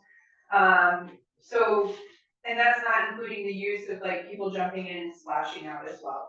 These pools are often installed with autofill features that you can't just go manually to turn off. There are also huge financial investments on these properties that these people can't just decommission, right? So as much as you might be an enthusiast about water conservation, owning a pool can often put you in direct conflict with your own interests, right? So you got this pool you need to maintenance and keep going well to maintain the interest of your property, but then you've also, you're pooling water unnecessarily. And right now, technically, all of those autofill features are supposed to be turned off. You're not actually allowed to be filling your pools with groundwater, but so many of them are left on. The only action Aqua takes is to put a restrictor on, but that even still does not penalize the resident in any kind of way. It just slows it down. It does. So the goal is not to penalize people, it's to create a program where hopefully they want to start making the changes on their own. So that program has to do two things. One, it has to be financially impactful enough to get people interested to take advantage of it. It also, in theory, would have educational components, which we're working on, so people understand the value of the program. So essentially, there are three kind of asks from this. One motion coming outside of the workshop would be to direct staff to draft an application process. As we learned with the oak wilt containment plans, it is really best when these things come from staff to us, because they're the ones implementing these programs. And if they have, they build our foundation for the application process and we tweak, then they will have all the tools they need to carry it out for us, right? So we're not telling them to do something and then not giving them a structure. The next thing is to direct the city attorney to draft a resolution supporting the program implementation, because we would potentially be spending taxpayer funds on private residents. We absolutely have to have a publicly noticed program in place outlining all of the specifics of how you qualify, what the amount is, all of that. I am asking you to appoint me to serve as liaison in these projects with both the city attorney and staff if possible, mostly because I imagine they'll have questions about what the vision is. So in drafting that first draft for council, it's oftentimes helpful for them to have one point of contact to sort of query should they have questions, instead of, talking to him and then he talks to me. I mean, anyway. Then I'm asking that in this next budget year, 25-26, so this program is not set to roll out right now. It would roll out with our budget because we don't have these funds ready to commit, right? We need to plan for it. So I'm asking we commit 50,000 because I feel like that is a strong gesture from the city, but yet not too much. I feel like it could lead to maybe 10 homes taking advantage of this. I did have some questions for y'all about the financial component in particular. The other component I didn't mention is also for pool cover. So one way that is very financially reasonable to combat evaporation is a pool cover. So that was a way to kind of target maybe some of those residents who can't do the full rainwater collection commitment now, right? And so we are allocating, there are specifications, it's $5,000 per residency, not to exceed half of the cost of the total project installation for rainwater collection. And then for the pool covers, it'll be no more than half the cost of the cover and will not exceed $500 per residency. And that does not include the installation of that cover, just the purchasing of it itself. Again, these would be rebate programs, so that the individual would have to, and this would be identified in the application process, the individual would have to pay for all of this stuff and then submit receipts to the city. So the city of Boston, while a home rule city, they have many of these kind of programs. The county is actually working on a rainwater collection incentivization program right now related to our taxes.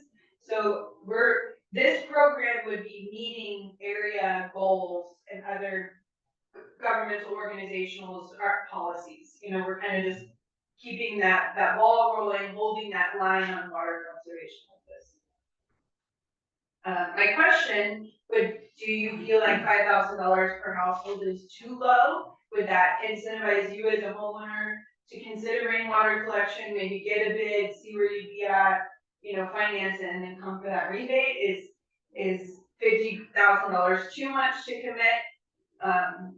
You know, in a dream world, I'd do like 10 grand per house and really beat this up, but. Can I ask the question on estimates on what you have researched regarding what a rainwater collection system would cost that requires a certain special filters to replace the autofill? I didn't research any of that. I have researched rainwater collection extensively in a lot of capacities, and we've installed several in our city now. So, you know, to maintain a pool over the summer is a huge draw. So these tanks, even these 5,000 gallon tanks, would only maybe get you 2 months, should they be full, right? So you're going to need, and this would be something we work on in the application process, right? Where it's going to be something like, you need at minimum 2 5,000 gallon tanks, right? One has to stay empty to create constant draw for your system, so that if we get rain and your tank's full, there's another tank creating draw. In theory, to last over a summer, average size pools would probably need at least 10,000 gallons, right? To really alleviate. And so we know, based on these systems we installed, you'd be looking at anything from $14,000, or sorry, I've got to double it. You're looking at like $25,000 to $35,000 minimum likely on these systems. So this is a huge homeowner investment. Like I said, I don't really know that $5,000 is enough. I think it's too low, but I was also hesitant to go higher than that because that's a huge commitment from the city. Follow-up question, you mentioned, oh, sorry. Chris had already. I would just like to know, how many pools do we? That's my question. Okay. So Well, Chris said- yeah. Had her hand up, sorry. I mean, I think $5,000 is a good starting point for like piloting the program. I do think that requiring 2 tanks might be like a bit much of a financial commitment for the majority of the people. I don't know if there's any leeway on that kind of thing. I mean, I do like having 2 tanks, but I don't know having 2 tanks of that size. Because yeah, asking somebody to spend $25,000 on rainwater is a big ask. But I do think the $5 grand reimbursement is a good starting point. So, if I may ask my question, you mentioned previously about the Hayes County is creating incentivizations on their own.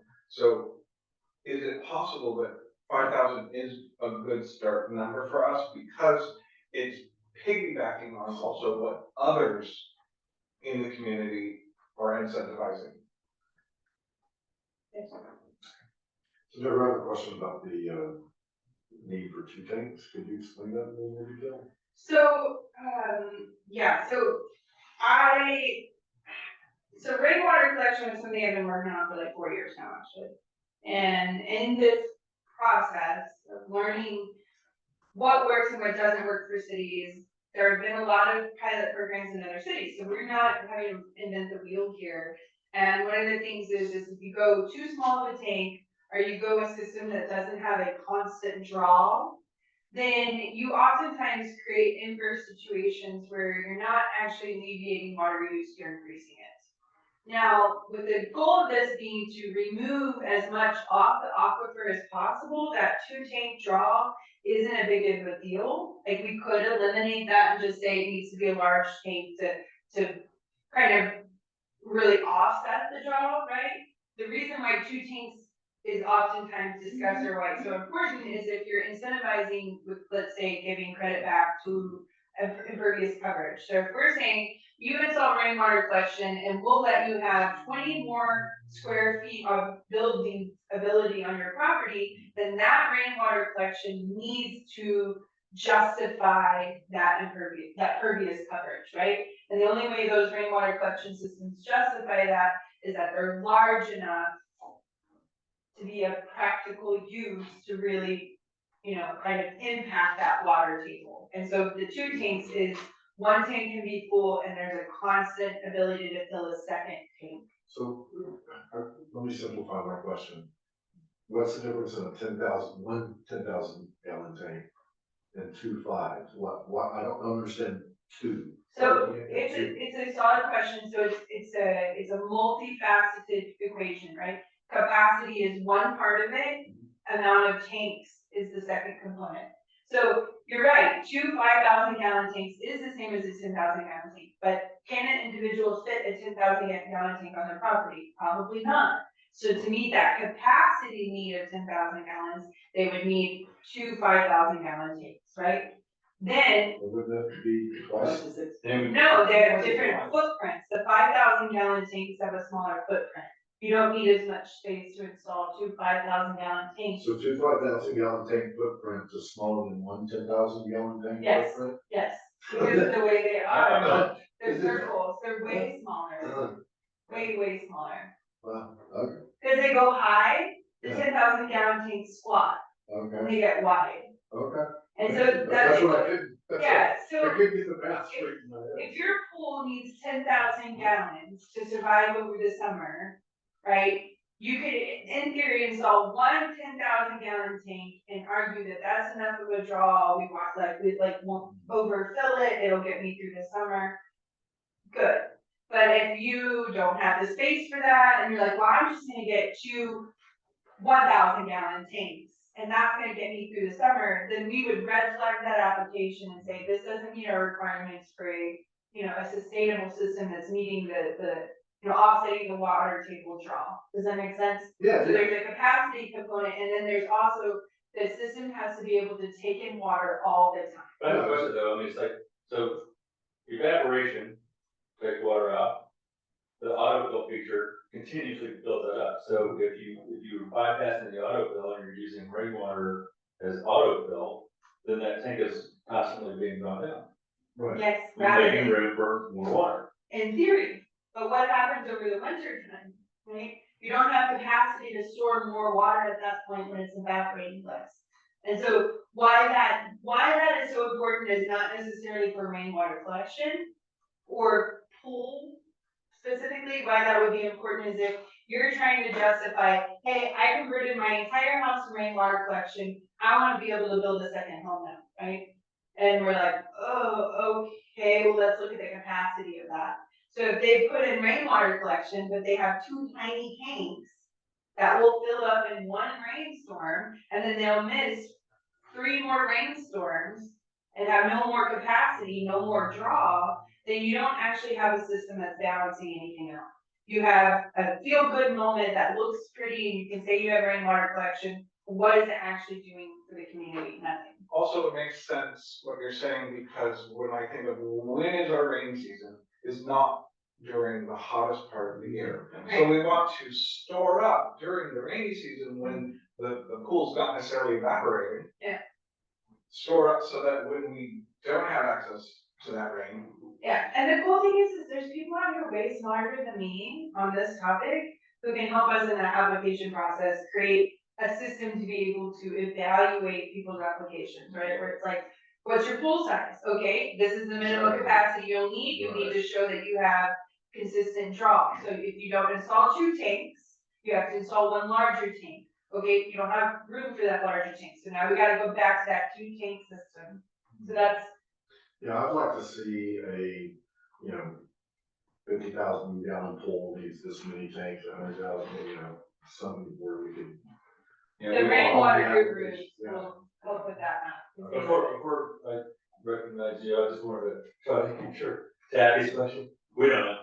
So. I mean, we're saying like 20. No, there's way 25. more than that. So, just between the three of us sitting down, we could think of over 10 pools the other day that we knew firsthand existed, right? And that's just from people that we passively happen to know about. Get your drum. When I got on Google and looked at just even like the Champions stretch, I could see 5 pools easily. And that wasn't the whole city. So, how many pools, I don't know, but let's say we have 10 pools, or let's be generous and say we have 20 pools, because that's likely, right? 20 pools that are pulling minimum 3,000 gallons a month because they're average size pools. We got that math from another city. So 20 times 3,000 is how many gallons in a month? 60,000 gallons in a month. How many households is that? Well, if my household's using less than 4,000 gallons a month, and there's 5 of us, right? So we'll just take 5. So that's 6 households worth of water in a month used by pools for nothing, right? And these are not even supposed to be on, but nobody's turning them off because they can't. So it's kind of that every drop counts perspective that like every gallon we save is a gallon from our aquifer that we're not drawing off of. And that was something that Justin Camp, who's a master naturalist and has worked on our water task force board, said. He wanted that on our website, front and center. That's something that every rainwater collection guy I got bids from, and they were all men, this was why I call them guys, but every single one of them referenced that same equation. Every gallon we don't dump out is a gallon we have to drink. So. Okay, my question would be, well, first of all, David Baker used to say, don't put in a small rainwater collection tank because you'll start a garden or something and then, it won't suffice and you'll start using groundwater. But, my bigger question would be, how many people don't have pools? So how many people say, why are you taking my tax money and paying for the rich people's pools? So we're not paying for Let me finish, go ahead. So I think a cleaner solution is we've got a regulation. Just tell the people, just turn off those automatic fill valves. So the city has no regulatory power. They actually can't tell anyone to do anything with their water at all. That only comes from Aqua Texas.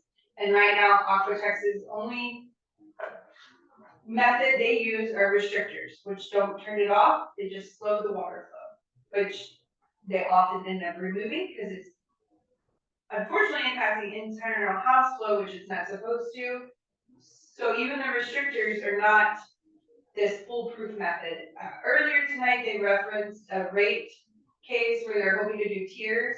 So these people with pools would actually see pretty significant impacts to their pocketbook to maintain that autofill feature off the groundwater. So that, should that pass in the state, that in combination with this program, will likely see this program gaining popularity, right? Because those people are gonna be like, oh, this is a lot of money now. Because right now they can just kind of abuse the system and there's no, and it's not that, I don't think pool owners are abusing the system. I believe that there are people actively abusing the system and there's no penalty. And I believe pool owners are caught in a catch-22 with preserving their investment of their property and caring about water. How do they do both?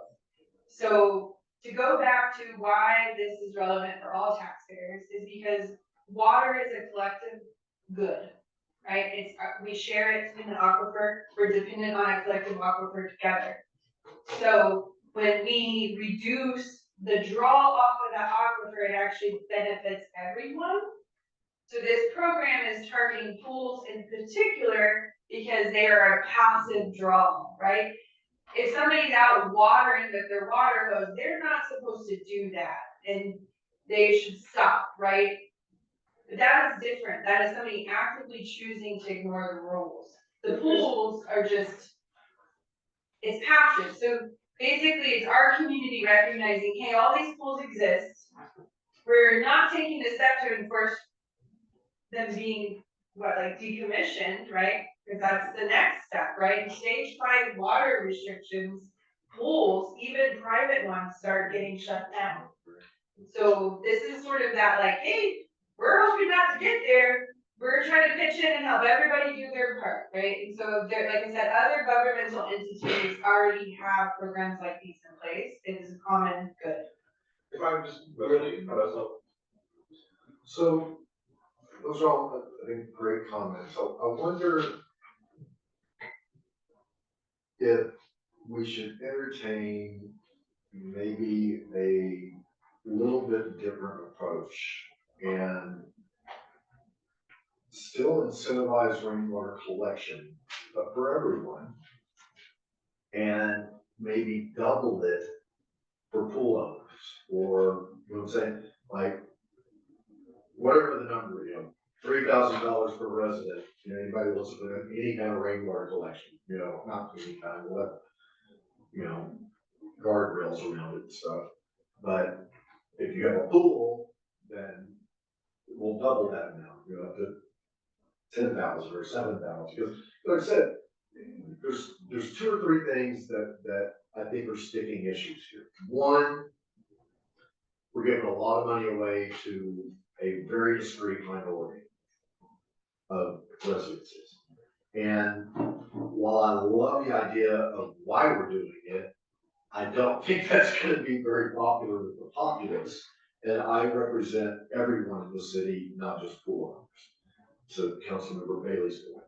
To your point, I think it's absolutely important that we address that issue of just water that's just being flat out wasted and make it, affordable for them to do something different. But if it's gonna cost me $25,000 or $30,000 to install a rainwater system to support my pool, and you're only gonna give me 5, there ain't no way in hell I'm gonna do it. I mean, it's not a good enough incentive. It doesn't go. Now, maybe I can pull that back and say, well, maybe everybody that owns pools, they don't have any money problems and they'll jump on it, but I know some pool owners that don't have really much money, so I don't know. So I'm just wondering if there's like a combination effort that addresses all residences and specifically targets pool owners. thank you. So the part you brought up that I really liked about, which is the concept that we're one element of multiple factors. We have Hayes County going on, we have aqua rates. So aqua ends up being the stick part of this process because of their prorated rates. And what I like about this presentation is that we're the carrots. We're the good guys in the situation. I'm okay with the idea of going above $5,000, but I also understand that it's $5,000 is a very reasonable number to start the program with. I see what you're discussing as a separate proposition to come forward with, incentivizing rain barrels just in general, and we've discussed that out, but I think I see it as low hanging fruit. And that's why I think I support it very much, because there's this idea that there's water being wasted daily that we can address really quickly. Well, yeah. Okay, well, a year ago, I had a presentation about encouraging homeowners to have, I used the word xeriscape, but what I really meant was a landscaping plan, because I talked to one of my neighbors who had all kinds of ideas. that would use less water, and that we could emphasize this, and then maybe have a competition, or maybe give rewards, but you would all share, so it was something that everyone could do, instead of saying, I don't have 10,000 for a tank, but my one neighbor knew how to get these used, barrels that held 1,200 gallons, and you could get them for under 500. So if we had, see, that kind of incentive, where we're talking about all the people that pay taxes here in Woodcreek, and we can incentivize, but then that didn't go anywhere because it went to a task force, and, you can answer that in a minute, but I do know that other towns can give incentives for beautification, for the best yards, so it isn't like something that can't be done. And so that's why I would like to, I really do feel that also, if someone has a pool, and this is something they're proud of, they've invested in, and you're saying, so we don't want to disallow that. However, if someone has a nice, beautiful flower garden and beautiful trees, we don't have any problem telling them, no, you can't water your investment. So first off, we are not telling people they can't water. The state regulatory agents are, right? So the city has no power over that at all. Your personal garden is your personal garden. If we're under water restrictions and you can't water, you can't water. What's different is that the draw of these autofill features on the pools impacts everyone. It impacts all of us at this table equally because every gallon taken is a gallon out of our aquifer, and these pools are passively doing it. It's not somebody going out and watering their garden, right? It's like this feature that, and I know I've stated that, so I'll leave it there, but that's the difference. That's the common greater good of why it makes sense for a city to invest in this program in particular, is because the pools impact all of us. They steal that water from everyone, right? The other component, we're talking about doing this, but we also just did it for oak wilt. So not everybody has oak wilt, but oak wilt thrives and impacts everyone. So we're targeting a minority of houses with that program as well. So we've already got a precedent for that kind of behavior, right? To target common impact health and sanitation issues. A nice garden doesn't really help everyone unless it's feeding us, right? So we put in rainwater collection for gardens for the community good, right? We've got one at the Triangle, we've got one back here now, there's one going at the playground, and then we gotta create projects to use and implement that, right? Which gets to that last component of why those other programs are so tricky, the ones that are for everyone, is because in every single pilot program that's ever been done, if you get it wrong, you actually negatively impact the water table. That goes directly back to David Baker talking about the tube tank, the large systems, the ones that have the constant draw. Because if we incentivize everybody to put in little tiny rainwater collection things, and then they think they can have a garden, we are actually going to make our problem worse. And that's part of the component that's going in at the Triangle that City Administrator Burton referenced, that educational sign. That sign is supposed to teach people this size system can only do this. So if you have a shed, this is what you can do with it, but also this is what you are not going to be able to do with it. So don't install a massive food garden. You can just water your potted plants now without having to sneak out at night or whatever you've been doing, using your bath water, right? So that's the other component with the rainwater collection for everyone that we're all forgetting is we actually are still also working on that. The water task force addressed that. We are working on that for everyone. It's just not in this program because this one is set up to target pools. So we are thinking about everyone. It's just not explicit in this one.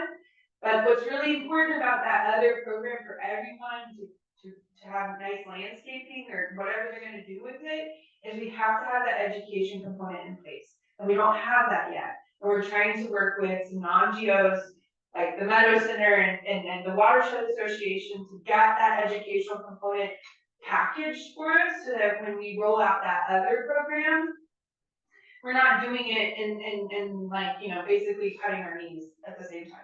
The last thing I want to talk about is the lawn program. The Water Task Force reviewed the variety of lawn programs. What they came up with was, rather than a competition, signs, an educational like tour or something, where we highlighted good practice yards, and these people got a sign, and there was a way for people to drive by and look at that lawn, either collectively as an event or just passively because they're marked on a map.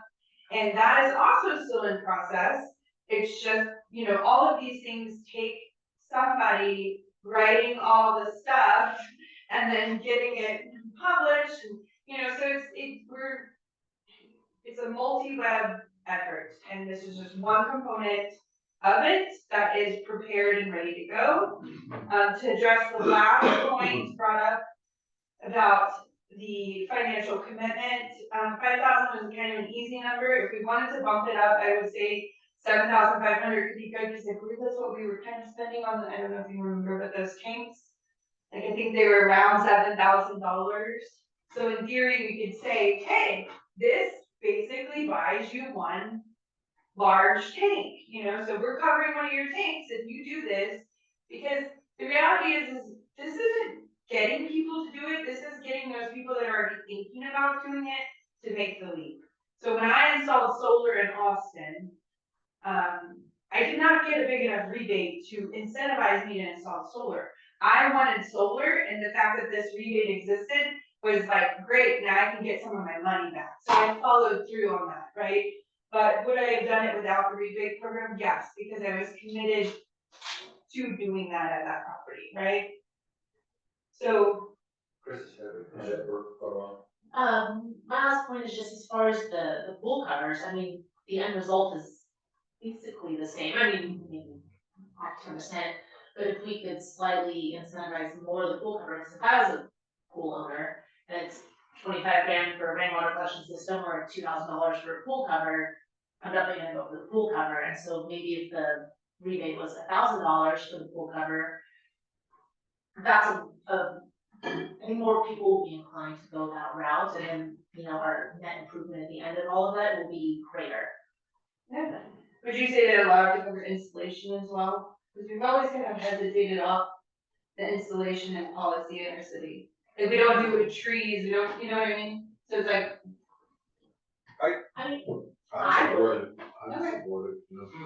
See, and I hesitate because I don't know what those prices are and how I got my cousin Jeff to give me a quote. Your city paid for that. No, you have to do it and get reimbursed. Yeah. You have to do it and then get reimbursed for it.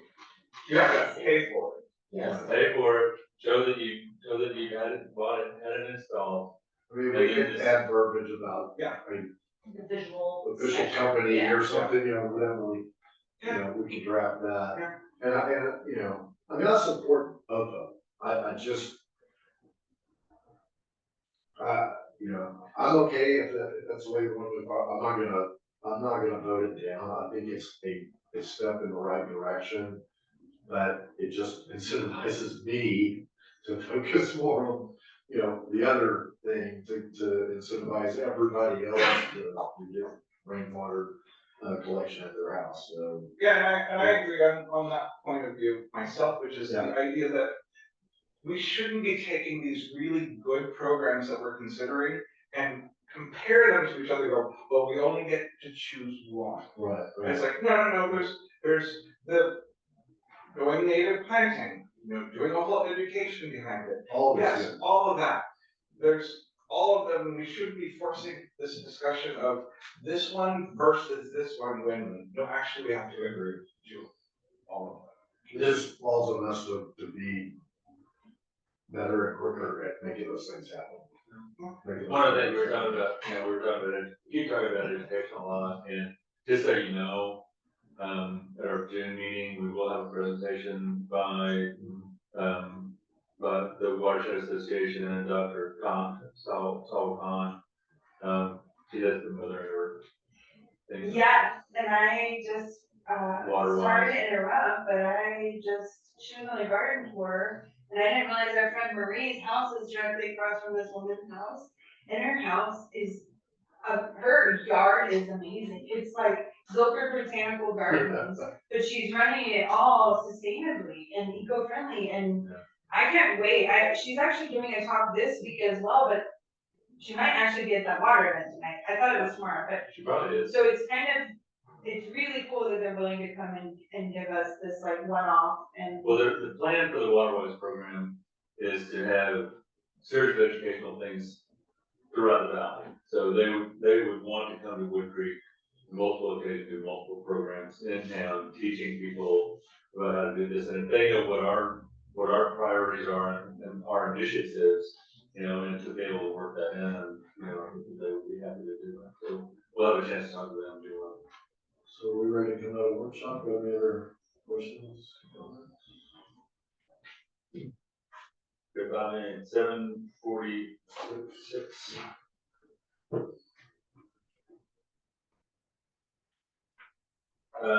Number 10, discussion possible action on draft rainwater collection and segregation program.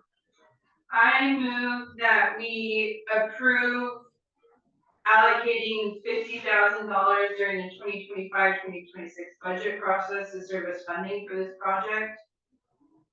I second. We're gonna take each one individually. Yes. That was not my vote, that was me. Mocking him. That was okay. Okay, so the motion is to approve the allocation of $50,000. $50,000, toward the, rainwater collection and sanitization program, in the 2025-26 budget. But specifically for pools. This Yeah, program. This program. The program outlined. So all in favor, please signify by raising your hand, say aye. Right? All opposed? Thank you.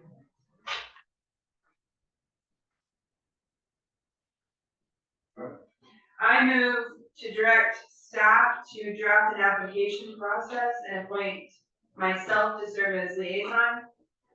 A second? That motion is to direct staff.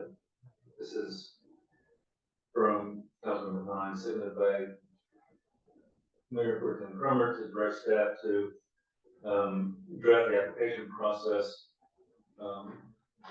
working with Councilmember Hines as liaison and with the council. All in favor, please signify by raising your hand, say aye. I, Nay? What's it? no. I move to direct the city attorney to draft a resolution supporting the program implementation and to appoint myself as liaison for that effort. I second. Seconded by Mayor Pro Tem Cromer to direct city attorney to draft resolution defining the program, working with Councilmember Hines as liaison. All in favor, please signify by raising your hand, say aye. Aye. And one more. I move that we alter the program descriptions to include the council feedback of this evening to increase the amount for covers up to $1,000 and include installation. And to increase the amount for tanks to $7,500.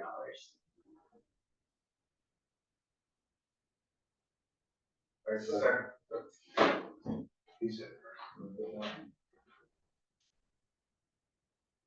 Okay, I didn't write all that down. first. Want me So, to say it again? Do you mean it? so So I move that we we alter the program description to include the council feedback from this evening to increase the amount for full covers to $1,000 and include installation, and to increase the amount of tanks to $7,500.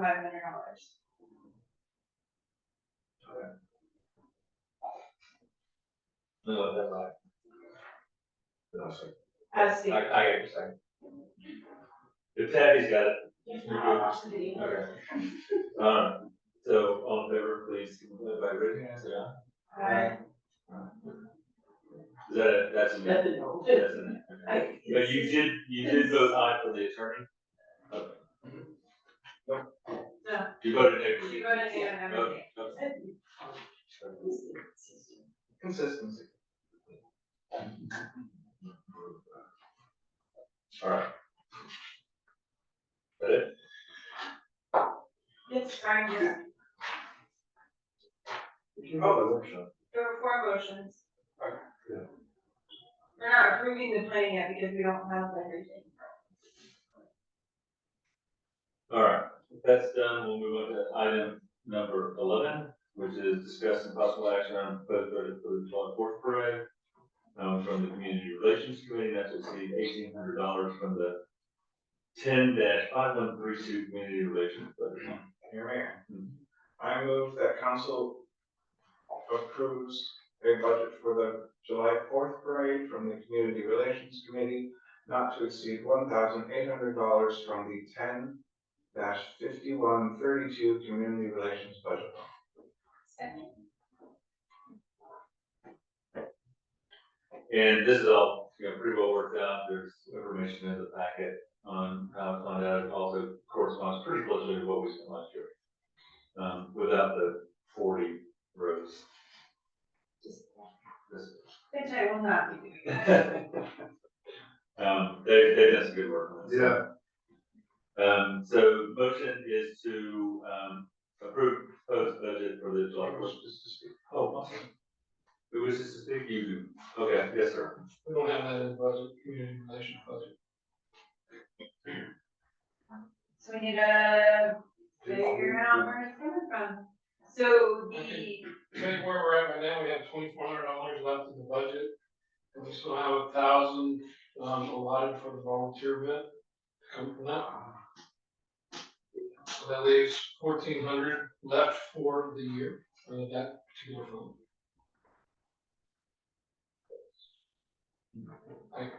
To add on to that, to suggestions. So the, okay, so the community relations, the volunteer event, hasn't been budgeted or approved yet, so. yeah, we, That's just a note. no, we approved. But I mean, it's like it hasn't, we don't have the timing on it or anything, So so. we already allocated. We allocated 1,000 towards it. Okay, So technically, correct process would say we can't over allocate in this line item without having a budget amendment to back it, right? So we don't have that prepared. The city, we could, as council, on the next item, revoke a budget, not next item, 13. So I'm coming up with solutions for us tonight, right? We can do this a really complicated way, which was to find that $400 from another account, and so designate 2 accounts for these expenditures. We can try to say, okay, we'll do a budget amendment later for $400, but as I said earlier, we have not established our minimum threshold for budget amendments yet, and when to do that. We're also learning a little bit about these upper categories and whether or not you have to do amendments under that designation. Because we know if you move from, so if we move from labor to maintenance, we have to have a budget amendment. But if under labor, we give Sean $1,000 more this year, but we didn't pay Cedar $1,000, then that's not necessarily a budget amendment. Does that make sense? So we're still learning about some of this, or at least I am. And I know that we're also trying to work on that like overarching policy that governs this, so that we're not always trying to figure this out in the moment. So my proposal to compromise and figure this out tonight is that on item 13, we revoke the allocation for the time being on that event, with the purpose of that going to this known amount now. to that point, their discussion is like, I don't know how we're gonna pull this off $1,000, we're gonna have to come back with something. Right. So they're working through that. So let's not talk too much on a future item right now, but that's, so I believe, and perhaps our attorney could correct me, that if we, at this item, wanted to go ahead and approve this budget, knowing that at item 13 tonight, we would need to revoke an allocated amount, I think that would be okay. But if, I think you can get there if you say conditioned on, necessary action, occurring under item 13, that's acceptable. Okay.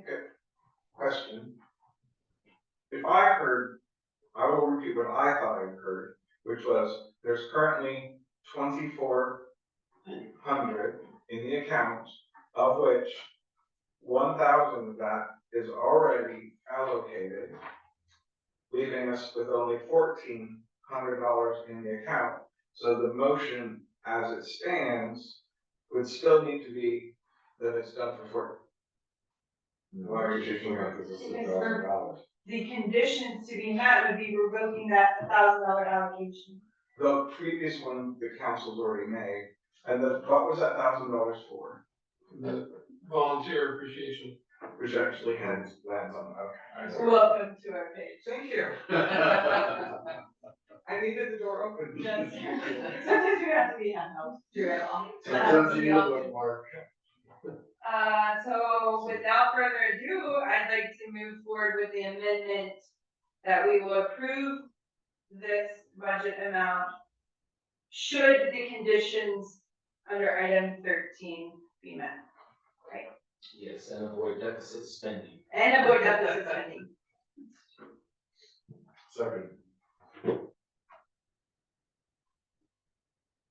To this discussion point, because I don't want to discuss the item later, that comes in the meeting too much later, but we also have to remember that it's very possible that event won't occur in this budget season. So, Hey, can I say something real quick? They have come under budget for their other events. So just keep, they may not spend all that, just FYI. yeah, so it's a very Cheryl move. Yes. Okay, so the amendment is to approve, proposed budget should the budget number 13, the condition number 13, be met, and so avoid deficit spending. Yes. Proposed motion or The proposed budget for the July 4th parade for Community Relations Committee not to exceed $1,800 for the 10/51/32 Community Relations budget line. As long as conditions are met for agenda item 13. And don't increase, or don't occur And deficit. no deficit spending. Can I say something really positive about what's in the packet first Love it. before we move on? I just want to point out to everyone, the sign on page 52. Cheryl Mills designed this herself, and it's kind of a play off our existing logo, but with an update. And I really love it, and I just wanted to point it out to council that this branding is kind of great, and it makes me happy. And I know we don't all have to agree on that, but I will say that it's nice to have an update to our look and to have versions of it, so we're not rolling out the same. I think Tired Robert old- has this trademark. What? I think Robert has this trademark. She's gonna have to go through him. Just kidding. That would be interesting, but it's never out of possibility. No, it's nice. The other thing I wanted to point out is obviously these are mock-ups for the trailer, so like she gave us two options, and I believe they would probably appreciate some direction on like which one we prefer. And I would say that like in conversation, Mayor Rasco, in talking to them as liaison, I think it looks really great to have our logo facing into the trailer and to have the 4th of July facing out. And, I'm sorry, you still. I do. I also really like the fans. And it just, I think it's nice, and it's a fresh kind of take on what we've been doing. I'm going to say the exact opposite of what Councilmember Hines has spoken to when it comes to the trailer.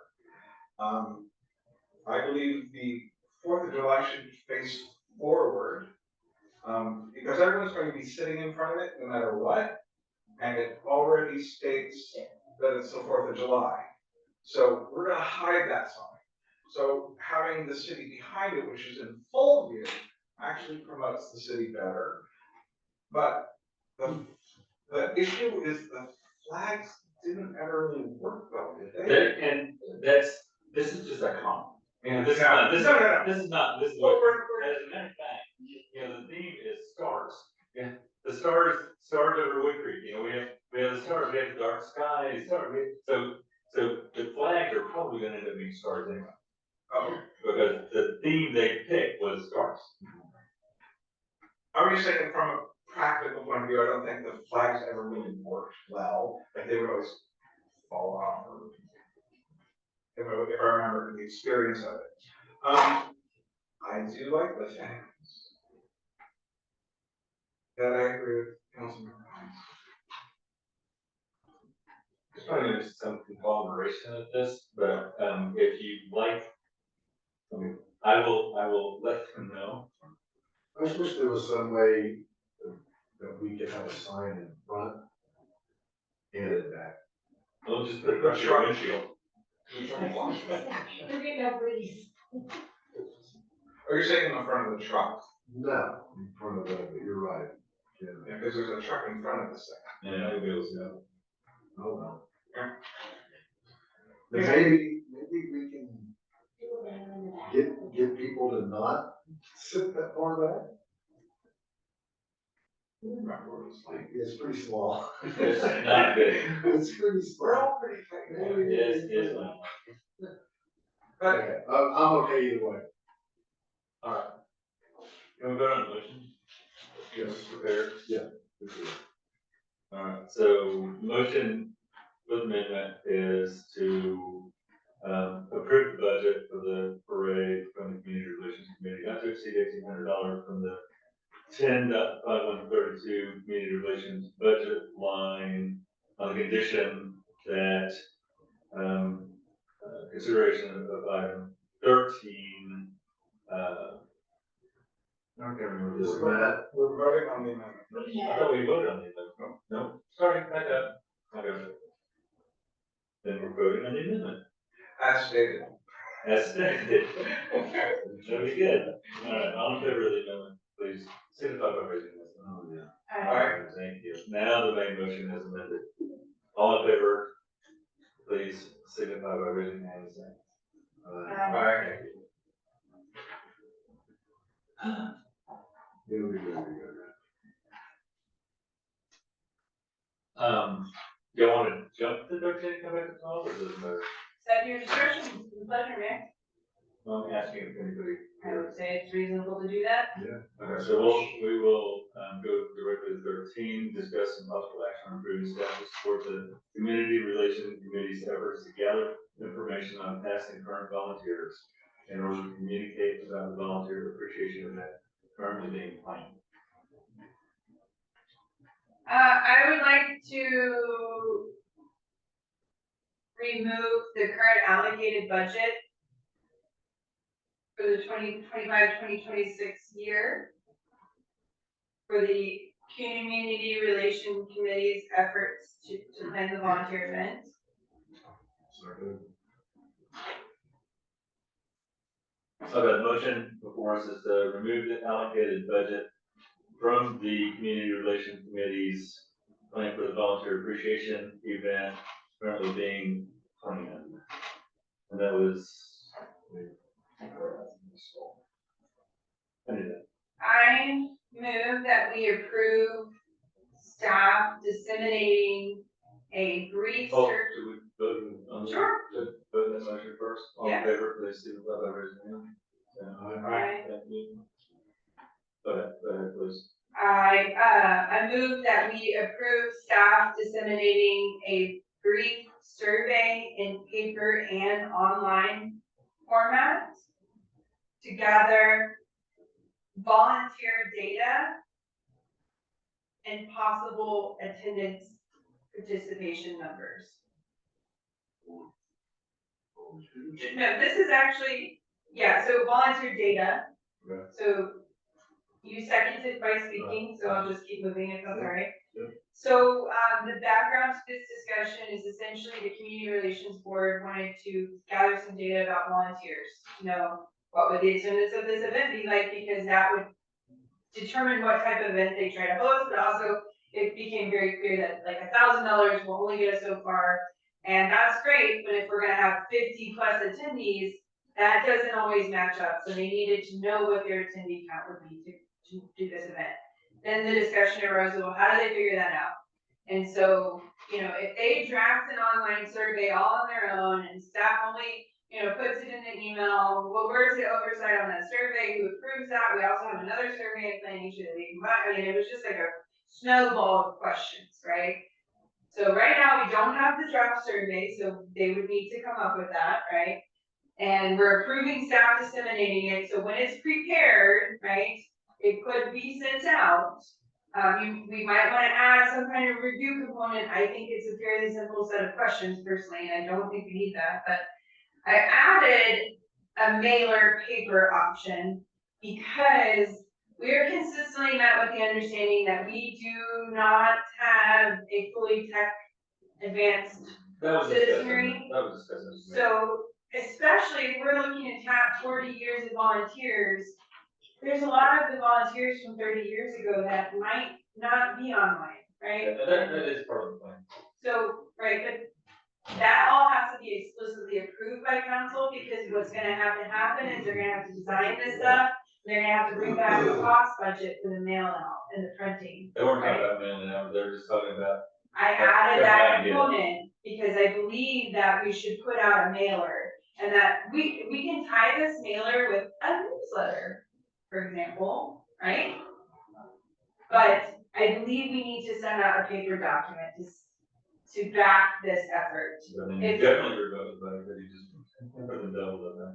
Well, we already voted on that component, but yes, and again, we threw $1,000 at this when the idea was one kind of event. It looks like that is potentially changing, and it looks like the goal of community relations might be to do something a little bit more significant and special. And we could talk about doing some sort of newsletter and mail format, maybe once a quarter, whatever. Just because not everybody is online, we know that, we understand that. I mean, we all understand, not just everybody, we all understand. I would like to comment though that just because somebody's retired and been there 30 years, doesn't mean they're not online. That's not necessarily the case. Most people are online and communicate. So it's a lot more expensive, send out a letter. Well, we did I think they're that antiquated, they probably don't come in anyway. So. I mean, to the point of the mail, I mean, we are talking about, we have talked about a mailed newsletter Okay. where, and the lead story could be about, gathering information on all of our volunteers, and here's how to do it. Along with some other stories that are, catch up sort of stuff. Could I get do you have the motion written out? No, didn't happen, do you? May I turn to you then, Councilmember Hines, because I want to clarify. I said to approve staff disseminating a survey and paper mailer. So, but then in description, which is I agree more with the description, is are we sending this back to community relations to? They will design it. They will design it. It's their survey. Can we put that in? We can add it to the motion. I do believe that it is the plan and understanding that staff will only be sending it out and that they are making it. So we have a survey monkey they can use. Yeah, you can add that amendment. There's nothing wrong with that. We might also want to add an amendment that it needs to come back for approval, but I feel like it's 5 questions, so. Well, we're approving the mailer, we have to approve the budget part. Yes, they will have to come back with a budget request for the cost of the mailer. We're just asking that they do that. They might, I don't know what that's gonna look like. It could be just a part of their newsletter. I do wanna speak, my comments are meant to be ageist. I'm not saying if you volunteered 30 years ago, you're ancient and don't use a computer. What I am saying is that we have a track record of individuals here who are not on our email list. We know that we only tap half our residents with that. We also, every time we've sent an online survey, have had at least 30 to 50 plus components returned in paper. So there is an understanding that to reach all of our residents, we have to mail stuff. We have to hit them with paper. That's what we're even talking about with the other survey, right? Like, to make sure all these houses at least know about this, we have to do paper. So. Comes up with it. Alright, Would you like to add the amendment that says that they're drafting it? Yes, I'd like to amend that members, individual members or members of community relations are drafting these surveys so that it minimizes the work of staff. And to bring it back for council for approval of the mailer budget. Seconded. Thank you. Oh. You can't whisper your second, though. I'm sorry. All the yelling you've been doing, you have to whisper your Not second. raise my voice. okay, amendment, from Mayor Pro Tem Bernard and seconded by Councilmember Scott is to, state that the members of the Community Relations Committee will be directing the, online paper survey questionnaire. We'll bring back to council, for budget approval. Close enough? All right, so all in favor of the amendment? Aye. Alright. So the first amendment was that it would be a brief paper. What brief? So on the 13th, we already had one main motion, we voted it out, now the direct staff is a whole new main motion. What, that's what I'm saying. You said in the amendment, so it's just a minor.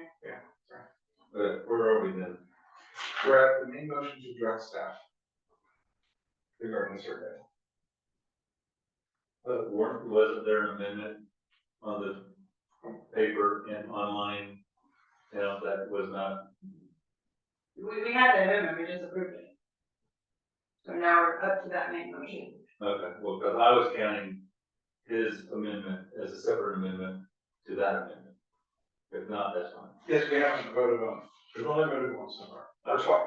So are we voting on the main, are we voting on the main? We're voting on this, direct staff to create the survey. To disseminate an online and paper mailer is the main, Oh, was I'm the original sorry, main motion. I'm sorry, yeah, you rephrased what's in here. Yeah. Okay. I'm sorry, so we are at the main motion as amendment, so to direct staff to disseminate, a brief paper and online questionnaire mailer, and efforts to gather information on passive on current volunteers. Close enough? Yes. Blacked out, I hope so. All in favor, please raise your hand. I- Want to go? Yeah, really, really One more quick. item. One more item, okay, no, well, I'll just start Can I get clarification? No. You said $1,000 for the, right, okay, it's I know it's in. Thank you. Thanks, Jim. all right, so number 12, discussion and possible action on establishing a weekly chair yoga instruction program primarily at the Triangle with a budget not to exceed $840 from the Parks Board account 10105552 for fiscal year 24-25.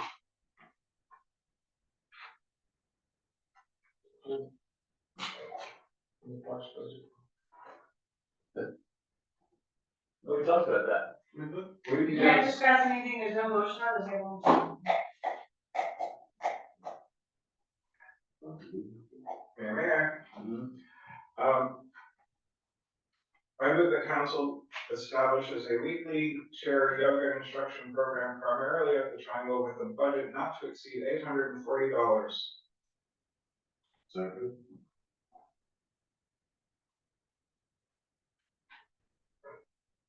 Mayor and city admin. What funds do we have in the Parks Board account, 1010-5552? We have $774 left in the budget. In Our the Parks Board budget. Account, yes. When we looked at it before, there must have been new expenditures from that. Some of the Arbor Day stuff may come in. I'd like to amend the motion that, we accept the motion as read and change the amount from $800 to $750. Oh, What is it? but it's just a suggestion, obviously, not for me, but remember we have the Parks Board and the Tree Board fund line items that are no longer, we don't have either of those. We have the money in the Tree Board. All of it? We currently have $2,096 left in the budget. And what is the line item on that one? 10-10-55-51. Can I ask some questions about the item? Sure. What is the budget for? So, I met with, tell me how you did this, Carl Dawes. She does community, center for the city. And I'm saying, just tell me how, y'all make your money, how does it work, right? And so she said, well, with the city of Wimberley, we do the community center, and the city collects all the money, and then they pay me and keep some. I'm like, well, that doesn't sound very good. So, well, what I do with like the library is they just pay $50 a session, and as many people can come as one, and if they want to make it a donation or something, they can.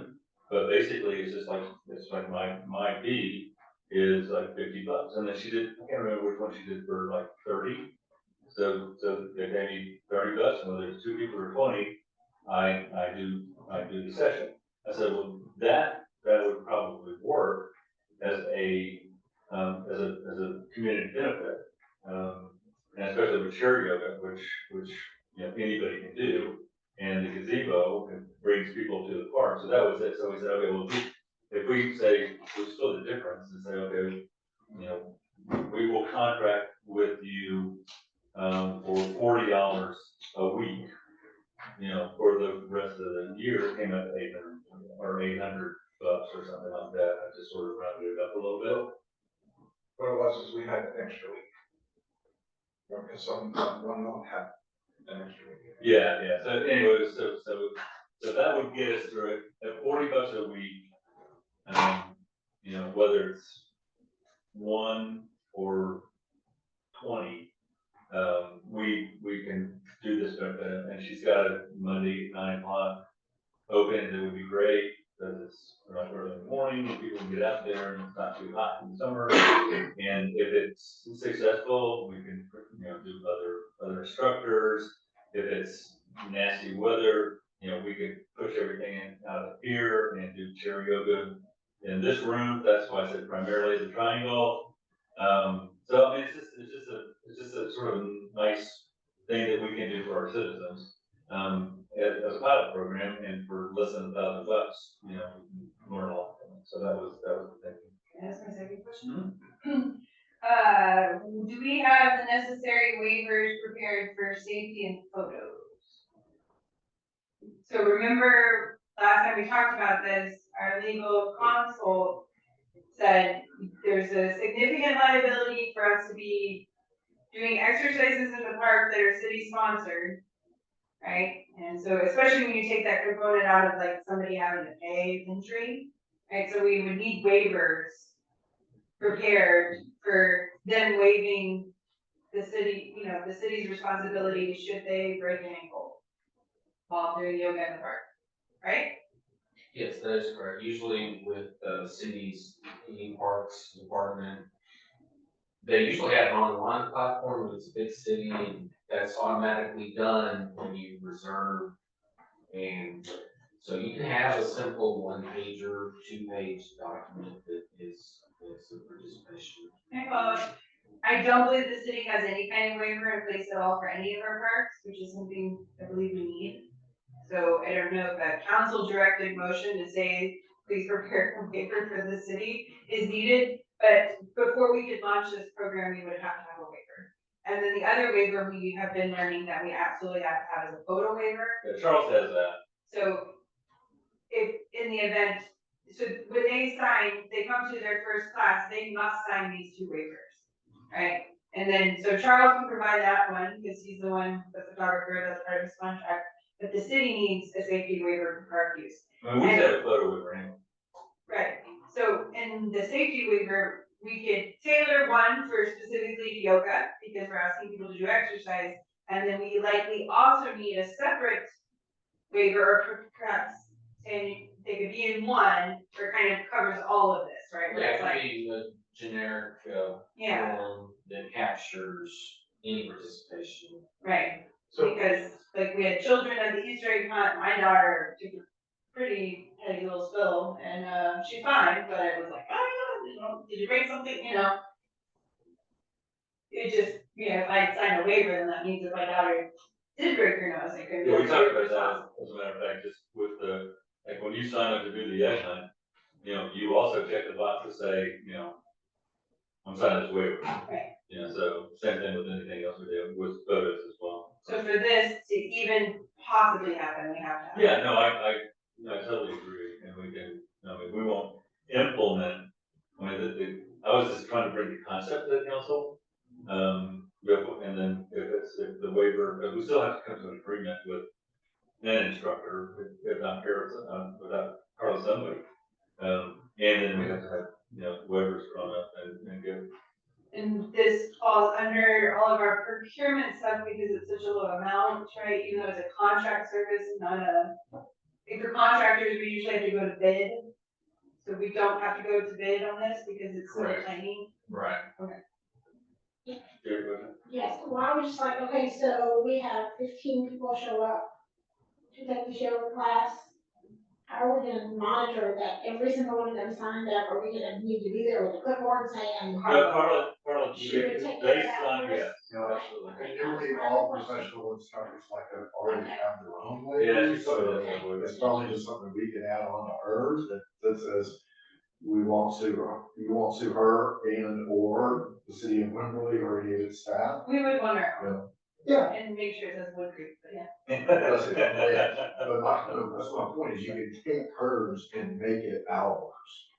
And then you can put anybody's name Would in we it. allow minors under the age of 18 to attend with a parent? Or are we saying only under 18? Does that matter? So these things matter. I know it sounds crazy, but they do. What do you mean? Who's plan? Who's the yoga? You're the yoga plan? Are you allowing children or no? I assume that anybody can come. So there's, Yeah, the guardian or the parent signs the form. and they have to be there, so we would have to say that. There's a line on the form that says if under the age of 18, parent guardian must sign. This comes up, it's a very common situation. There's all kinds of things. There's even a fishing tournament in Williamson County where they have kids going and doing fishing, for the first time. So they have to sign waivers, because you never know, somebody could get hurt. Look their ear. Yeah. All right, so where are we? It doesn't matter, but Betty McDonald, who, when she gets back from Italy, wherever she is right now, she teaches yoga to seniors in Ohio. So she could pick up 2 yoga classes and we do it for free. That way we can just do the $7.50. give Jim the contact information. Well, yeah. So I mean, So you're gonna do a weekly program for nothing? Oh, well, no, but she would do, if we just needed to have her do 2 sessions. So this is every week through the rest of the fiscal year. Oh, as soon as you get no, started. I It's a was weekly- trying to get us under that, No, it's, between the 8:40 and then. We have it on the tree board, so it's fine. it's a, yes, ma'am. I'd like to make an amendment to designate that the funds come from the tree board budget line item of 10-551. A second? And an additional amendment that we direct our city attorney to draft the necessary waiver for safety pertaining to minors and adults, specific to yoga in the park and or covering all of our parks, whatever Parks and Recreation. is. Second?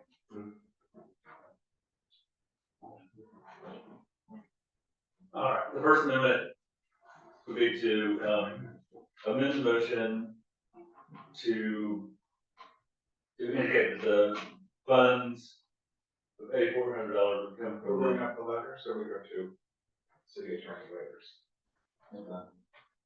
So Sorry.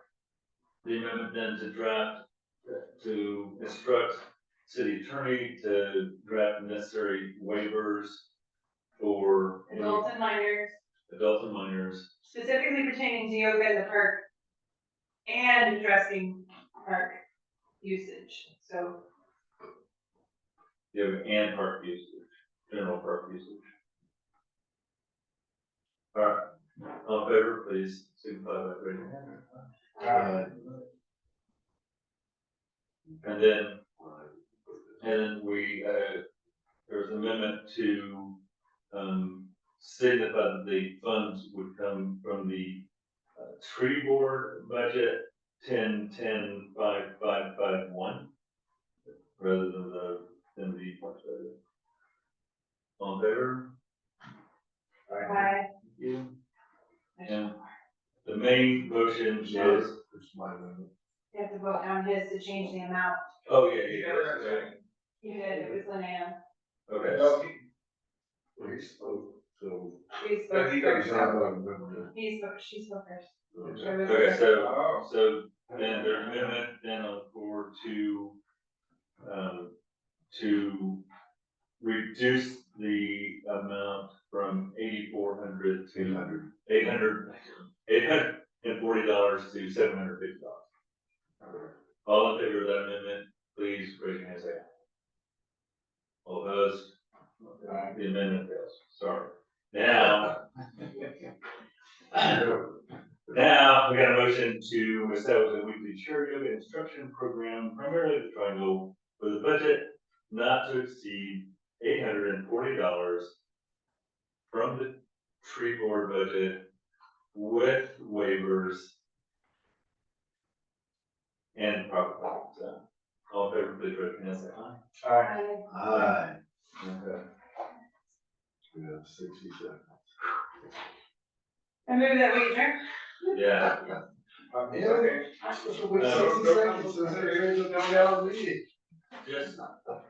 Just remember that we have a June 11 meeting. I'll be out of town for the next couple of weeks.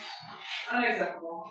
And so just, remember that we've already got some items that are placeholders, but be thinking about your agenda items for the 11th, maybe in our